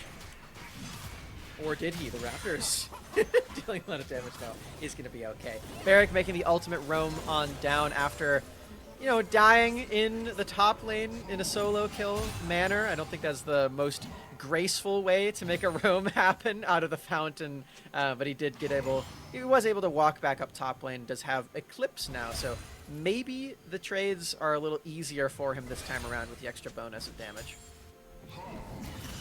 Or maybe he gets solo killed again, as Nasus has Everfrost, so he's just gonna run at him. Oh my god. Alright. Okay. I can see that Lam was cooking with this one. This was it. Like you said, the entree's being heated up and might be ready to be served within the next 10 minutes. I'm gonna have appetite ready for more here, Smacks. TP in the bottom lane though. This is Aojun trying to flank. Yep. Lockdown onto Sajid immediately. We'll lock at any sort of trades back. Meanwhile, Chai will escape. So, a good trade, at least. Grabbing him a great setup tool there and allows Scoop to pick up that first kill of the game for the Cheese Chasers as well. And he's already got that Gale Force. He used it quite well in that exchange. Now, oh my god, wait, Chaya does so much damage already in this game. The early lethality putting in a lot of work there. The marksman diff still will go over to Scoop, as it should be, honestly. In a game like this, you do expect Scoop to be able to deal the most damage as far as the marksmen are concerned. He does have a Milio with him after all, and the Cheese Chasers definitely want to secure that future for themselves. Yes, they do. As the Cheese Chasers, like you're saying, being down 0-1 right now is not the most ideal situation to be in. But we have also kind of been at a similar spot with the game, right? Where we've seen previously that Lit just kind of take their time, they take their towers, and they don't worry a ton about losing early kills. Like, they know their priorities. And it's exactly where we're at right now. Where there's already a 700 goal lead, for Dragoon over the top lane. And well, in general, though, still on NPC side, to be fair. Barrack is still getting bullied. Look at this engage. Yeah, Shire has to back up. There's a bunch of damage. They put down the ultimate. Nice. The combination. Now comes in the Cyclone. No one dead just yet, but take one. Milio gone. And Crier's being poked down by the Dragon. Meanwhile, double kill for Scooped, who finds the targets. Bomb lands from downtown. Sajid with the dunk, but they take the Dragon. 4 flashes used by the Cheese Chasers in that play. Meanwhile, Barrack face planted on the ground, got solo killed by Dragoon again. Again! Arf, arf. Dragoon. Oh my god, are you gonna do it every time? Yes, he got 2 solo kills, Ravish. You gotta bark too. I'm bark. not. No. Come on. What? This is not how this works. I'm not giving you. Dragoon made it overstay his welcome though. Yeah, you overstayed. All right, make a Pantheon noise then, you manly man. Come on. Are you embarrassed to bark? I just don't feel like it's very becoming of me to bark personally. What does Pantheon say again too? It's like something like are you not entertained? Well, no, that's from Gladiator. that is not Pantheon. That's a different Pantheon-shaped guy. Yeah. It's Gerard Pantheon. That's it. But anyway, you were mentioning before how Lit Esports really likes to take those turrets, and they've already started on their rampage of doing so. Dragoon is to take that one up in the top lane, dies for his troubles, but the solo kills are helping him stay very far ahead in this matchup alongside the turret take. And Sajid playing the Ziggs was able to secure the one in the bot lane as well. This Rift Herald going the way of Cheese Chasers would go against the idea. Oh my god. Oh my god, what a pot blossom, and the combination begins. A Cyclone there for 1, Messages is gone, but so is Barrack. The long range poke is disgusting. Lit Esports are moving on to semifinals. Summer, that is, I think that you're is right. it. I think you're right. 5 for 1 ace. That was the flank of destiny from Messages. 4 people popped up in the air and then blossomed right back down. There is the Rift Herald picked up by Kisno. Not even going to be necessary. There's a satchel onto this turret. Sajid picks that one up. That's 3 turrets already as Lit Esports. You can still see that game plan coming to fruition in Game 2. So solid in Game 1. Here's the repeat.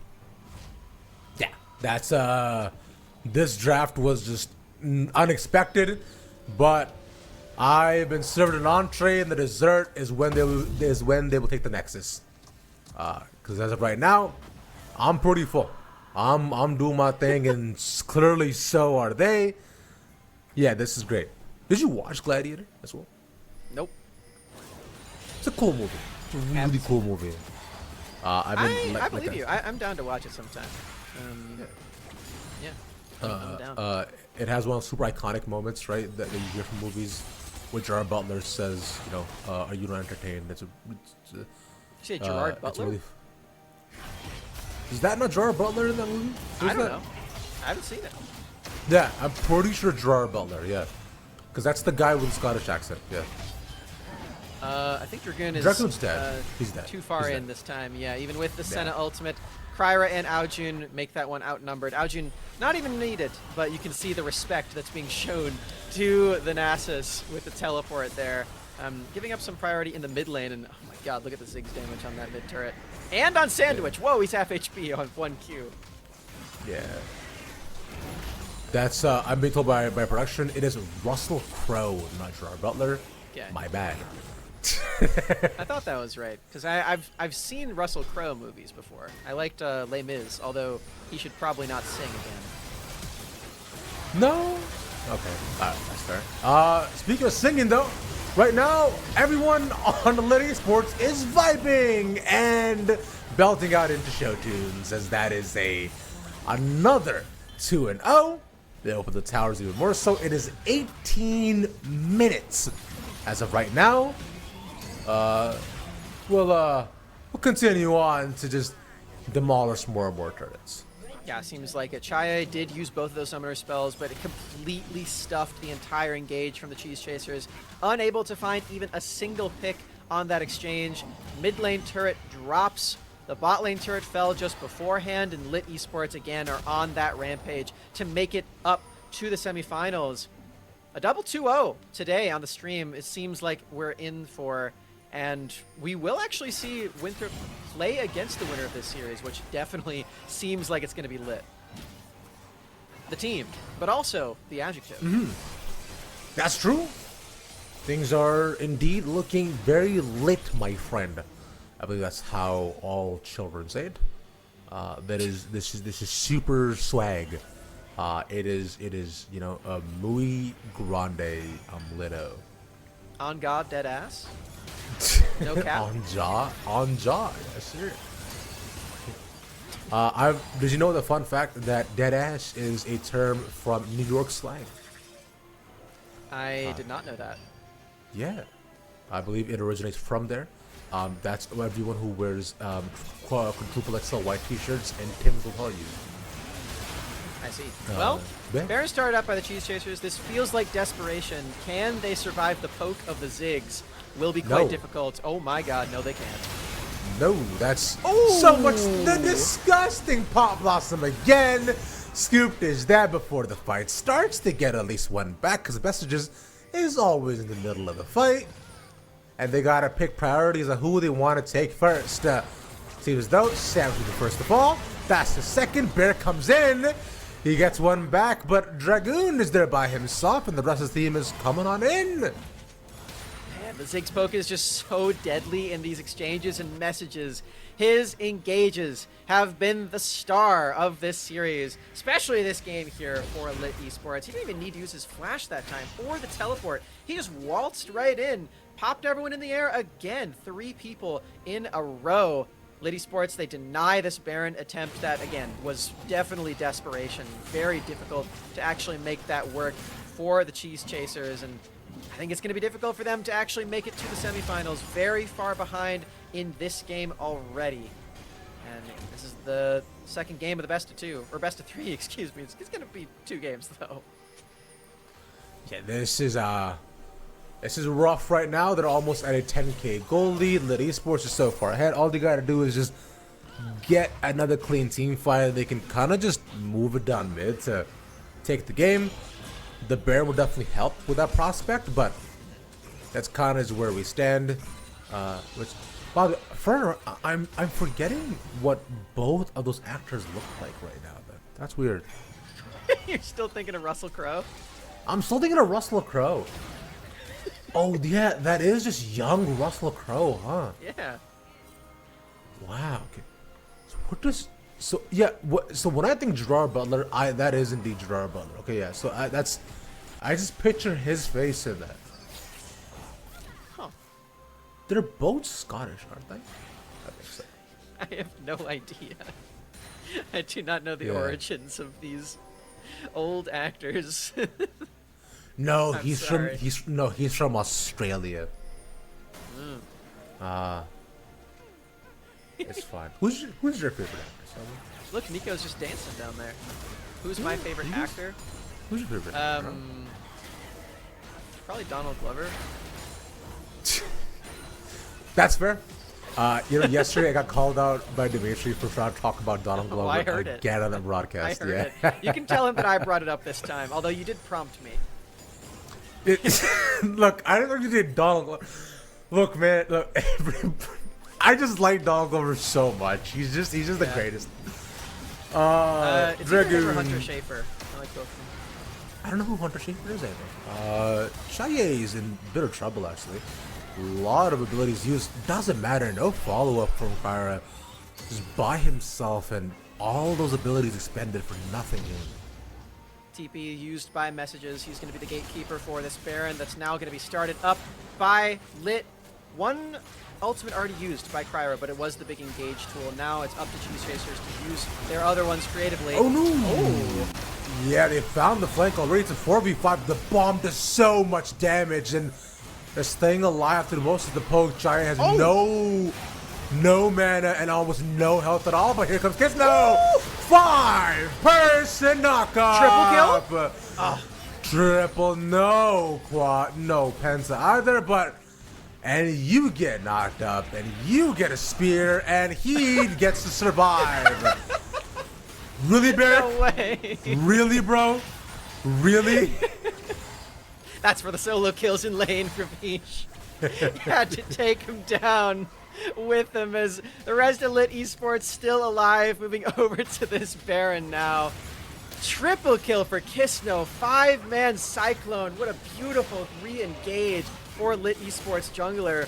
We talked a lot about the growth of this player all throughout the spring split, making it all the way to that promotion tournament, contributing heavily towards Supernovas making it into the NACL.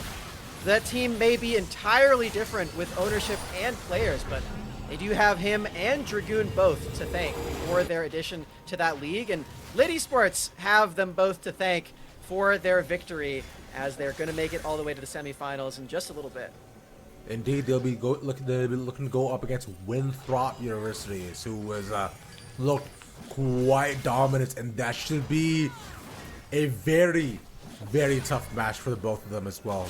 Winthrop is just exquisite, but right now, Lit Esports is showing us a fantastic face themselves. They'll be on for next week with both you and I actually covering those semis. So that should be fun. It'll be very fun. But, yeah, I agree. Yeah. With So, Dimitri and I covering them. You're on next day. Never mind. I also have fun. It's fine. But okay. I'll have You fun see that with Wither? Huge Yeah. Nasus play. Arf, arf. Just ridiculous Nasus tech, honestly. I mean, so, we were skeptical of Dragoon in the first few levels of this game, but he has been such a nuisance throughout the rest of it. Flash forced out of Aojun, and just that will throw just be everything at it. yeah, that'll just be for the purpose of taking the Drake. Lit Esports now has 3 of them, just as a insurance for later. If this game even lasts another 5 minutes, they can have a Cloud Soul for themselves. True. I would say for the interview, I'm thinking, who do you want to get? I feel like Dragoon and Kisna would be fun. Oh, that's a Big Ophelio big ultimate, yeah. Tons of damage. The thwarted off and trying to go for the push, and all of the health bars are gone as well too, along with the wave. Okay. Baron is still up on a lot of the members of Lit Esports, but that Ophelio Assault was enough to just blow up messages and push the rest of Lit Esports away. It seems like maybe some more plays can be made with the Baron timer. Here comes Pantheon. There's a bunch of damage, puts them down to health. Fire gets the knockback, and they do lament Dragoon for his activities, but that will be it for now. They've opened the map for a bit longer. No Dragon, and Baron still with them for a bit longer, for a bit more, but this is should stop the push at least. Lit Esports has done a great job keeping control of this game, but they are kind of slipping when it comes to actually putting the final nail in the coffin and making it all the way to the semifinals. Bit of struggles there. The engages aren't quite so easy when messages gets blown up like he has been in the last few engages.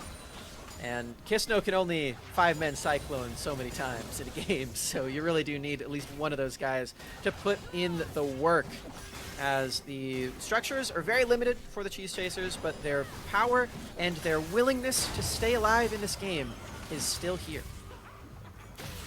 They've continued to persevere through the Cheese Chasers, a team that we expected to make it this far. Had a fantastic roster, many players that we liked and have done great things throughout amateur and such. And currently, they are in a pretty tough situation where on the back front, facing elimination and not being able to move on and having to wait for a couple of weeks before they can perhaps re-qualify. Everything is not over just yet though. Scoop is quite strong, has 3 items, and another ultimate like that can definitely be what lands them towards or pushes them to a game 3.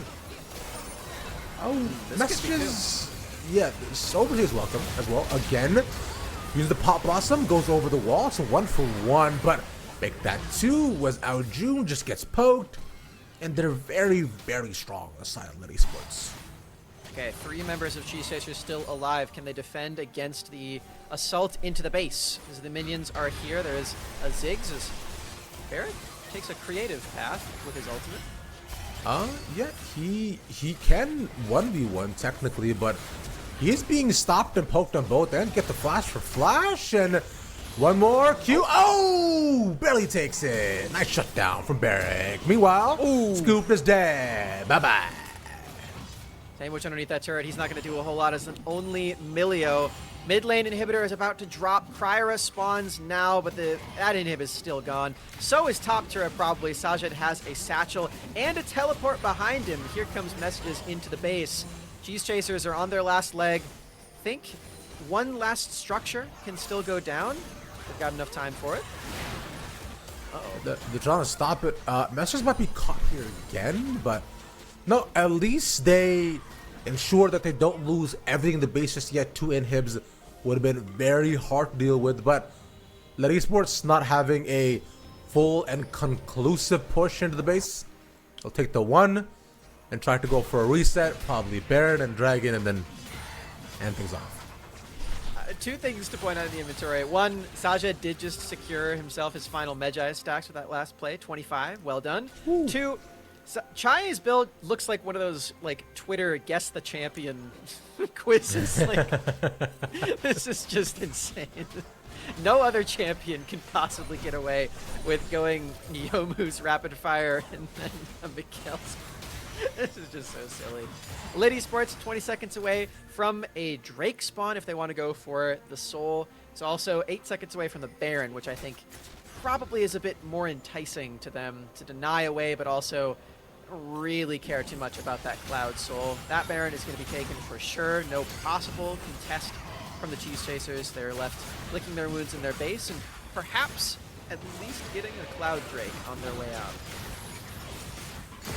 Yeah, they had that, and Cloud Drake they haven't actually taken just yet, but we'll look forward onto the rest of the game as it looks to finish things off.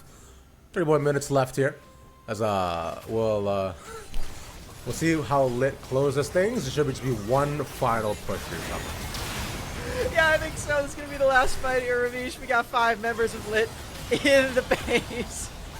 Can they end it right now? I mean, they got Baron. Yeah, I mean, should be able to, right? They're right in front. Nico ult once again, pop down for another.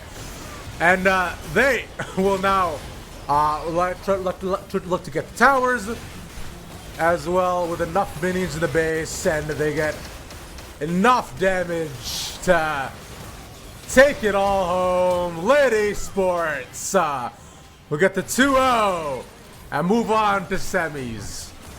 Triple kill to close it out. Wait, that's a quadra kill for Sajid. Well done to him, and well done to Lit Esports. Another 2-0 today, Ravish. It's just a quick day over on the qualifiers. I'm still sitting down. Hey, what's up? That was a great game. I loved it. Shout out to Lit Esports, and the draft was really, really fun. Shout out to Lit Esports indeed. You know what? In fact, we also have our interview almost set up already as well, too, from what I'm hearing. We can probably just look to get Dragoon from Lit up into the VMix. We could do it right now if he's ready. And we could do it right now. You're right. Yeah. We'll need to, if anybody wants to take that red mark off of Dragoon's Discord, we'll be able to hear him too. Hopefully get him in the VMix. He's done enough interviews to know. Brother Keyshawn, what's up? What's up, man? What's going on? You good? Yeah, I'm good. Yeah, I bet you are, bro. Did you like us casting your game here at the end of the call? Yeah, it was cool. I mean, yeah, I heard a little bit at the end because I was dipped into the call like as the game was ending. It was nice. It was kind of yeah, I bet it was. Yeah, was it like a cool little like third person perspective? You know, hearing us call your guys' win. Which congrats, by the way, man. How you feeling about all that? It was kind of neat hearing it, and I feel good. I mean, I think the first game was just a Renekton moment. I think I had really big pop-offs on like both fights. I think the first game, I think my flank was like really deciding.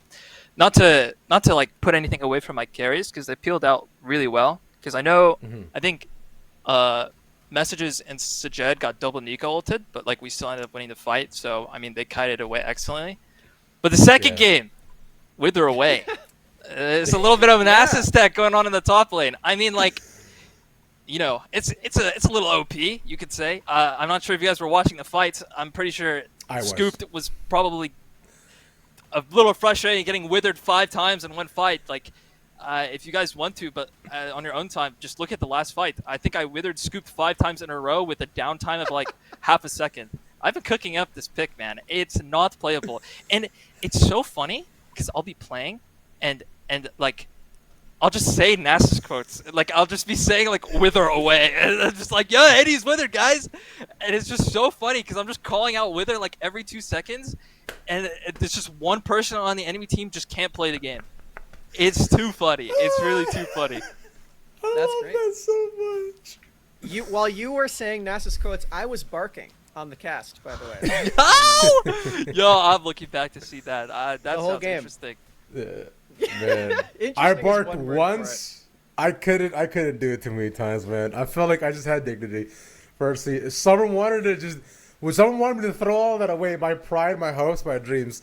But yeah, that was a ridiculous time. Summer, what do you got? Yeah, so I mean, we saw the Everfrost rush and the solo kills. I mean, those were very fun. How many Nasus games have there even like been in this entire like competitive split across like the entire world? Do you think, or are you the first one? I'm not really keeping track of that. I mean, I feel like with this playstyle, I think I'm the first. I haven't really seen. There might be like ERLs or minor leagues in Europe where maybe Nasus was played. I'm not really sure. I know last split, I think Bradley played Nasus into Ornn like 2 times, maybe 3. But he played like normal Nasus, like Sunder Yeah, it Rush, was AD like stuff, stack yeah. Nasus. I mean, I'm sure you guys might like. I'm not sure how much he focused on top because I mean it kind of was boring for A the lot. first couple of minutes. But A like, lot. when I did started a getting lot. lost chapter, Everfrost, like this guy just can't play the game. I'm just eating him under tower. He's taking 200 damage, essentially point and click. I mean, like yeah, my E is a skill shot, but like, I mean it's not really, guys. Like you can't Yeah. really dodge it. I mean, he just couldn't really play the game after. I mean, early game it was rough, just because I'm against Sedge Panth. I have to respect a lot. I had to blow flash early, but like as soon as I get lost chapter, and I just get like levels, it is what it is. He has no autonomy in lane anymore. This is how Nasus Yeah. Emax works into like majority of matchups. I'm seeing not a single Nasus game on GOL. Now we got Not one.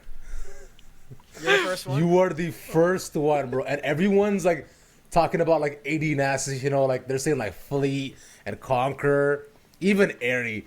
Bro brought out Comet. So that's and you brushed AP, man. You're He's one of the pioneers. ridiculous, bro.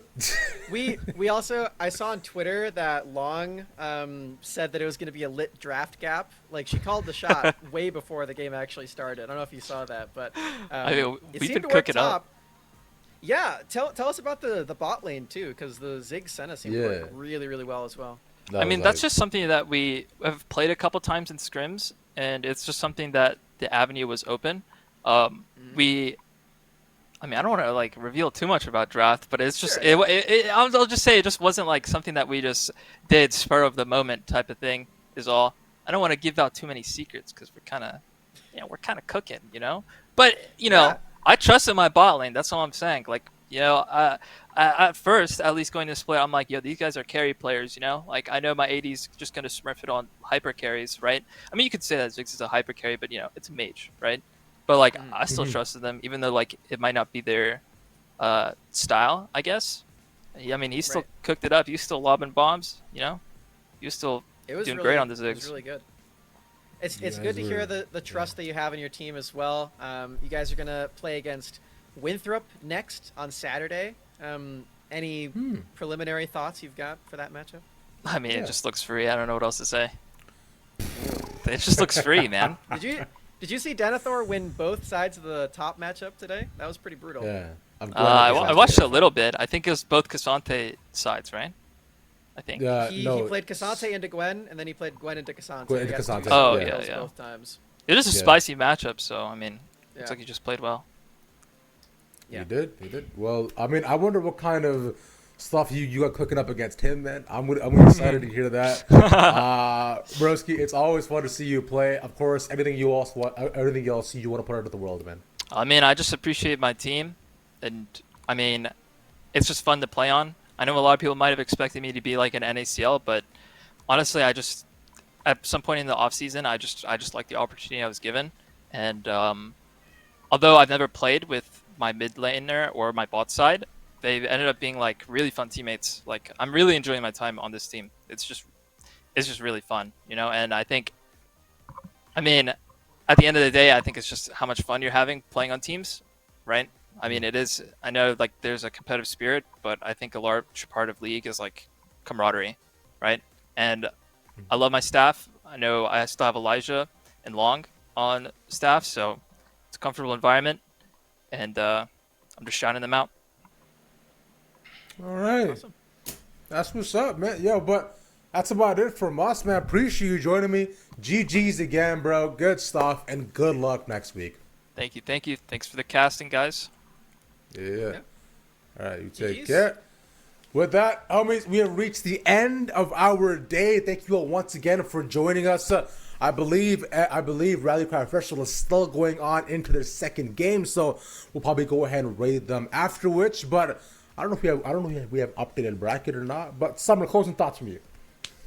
GG's to both the teams today that we had on our stream. Yep, looks like Mirage Alliance did take that 2-0 before. The other game, not quite done yet, although I'm looking over at my other screen, and it seems like it might be in just a second. Team Ambition seem to be in the base of the Grandpa Gamers, in which case it would literally be 4 2-0s in our quarterfinals.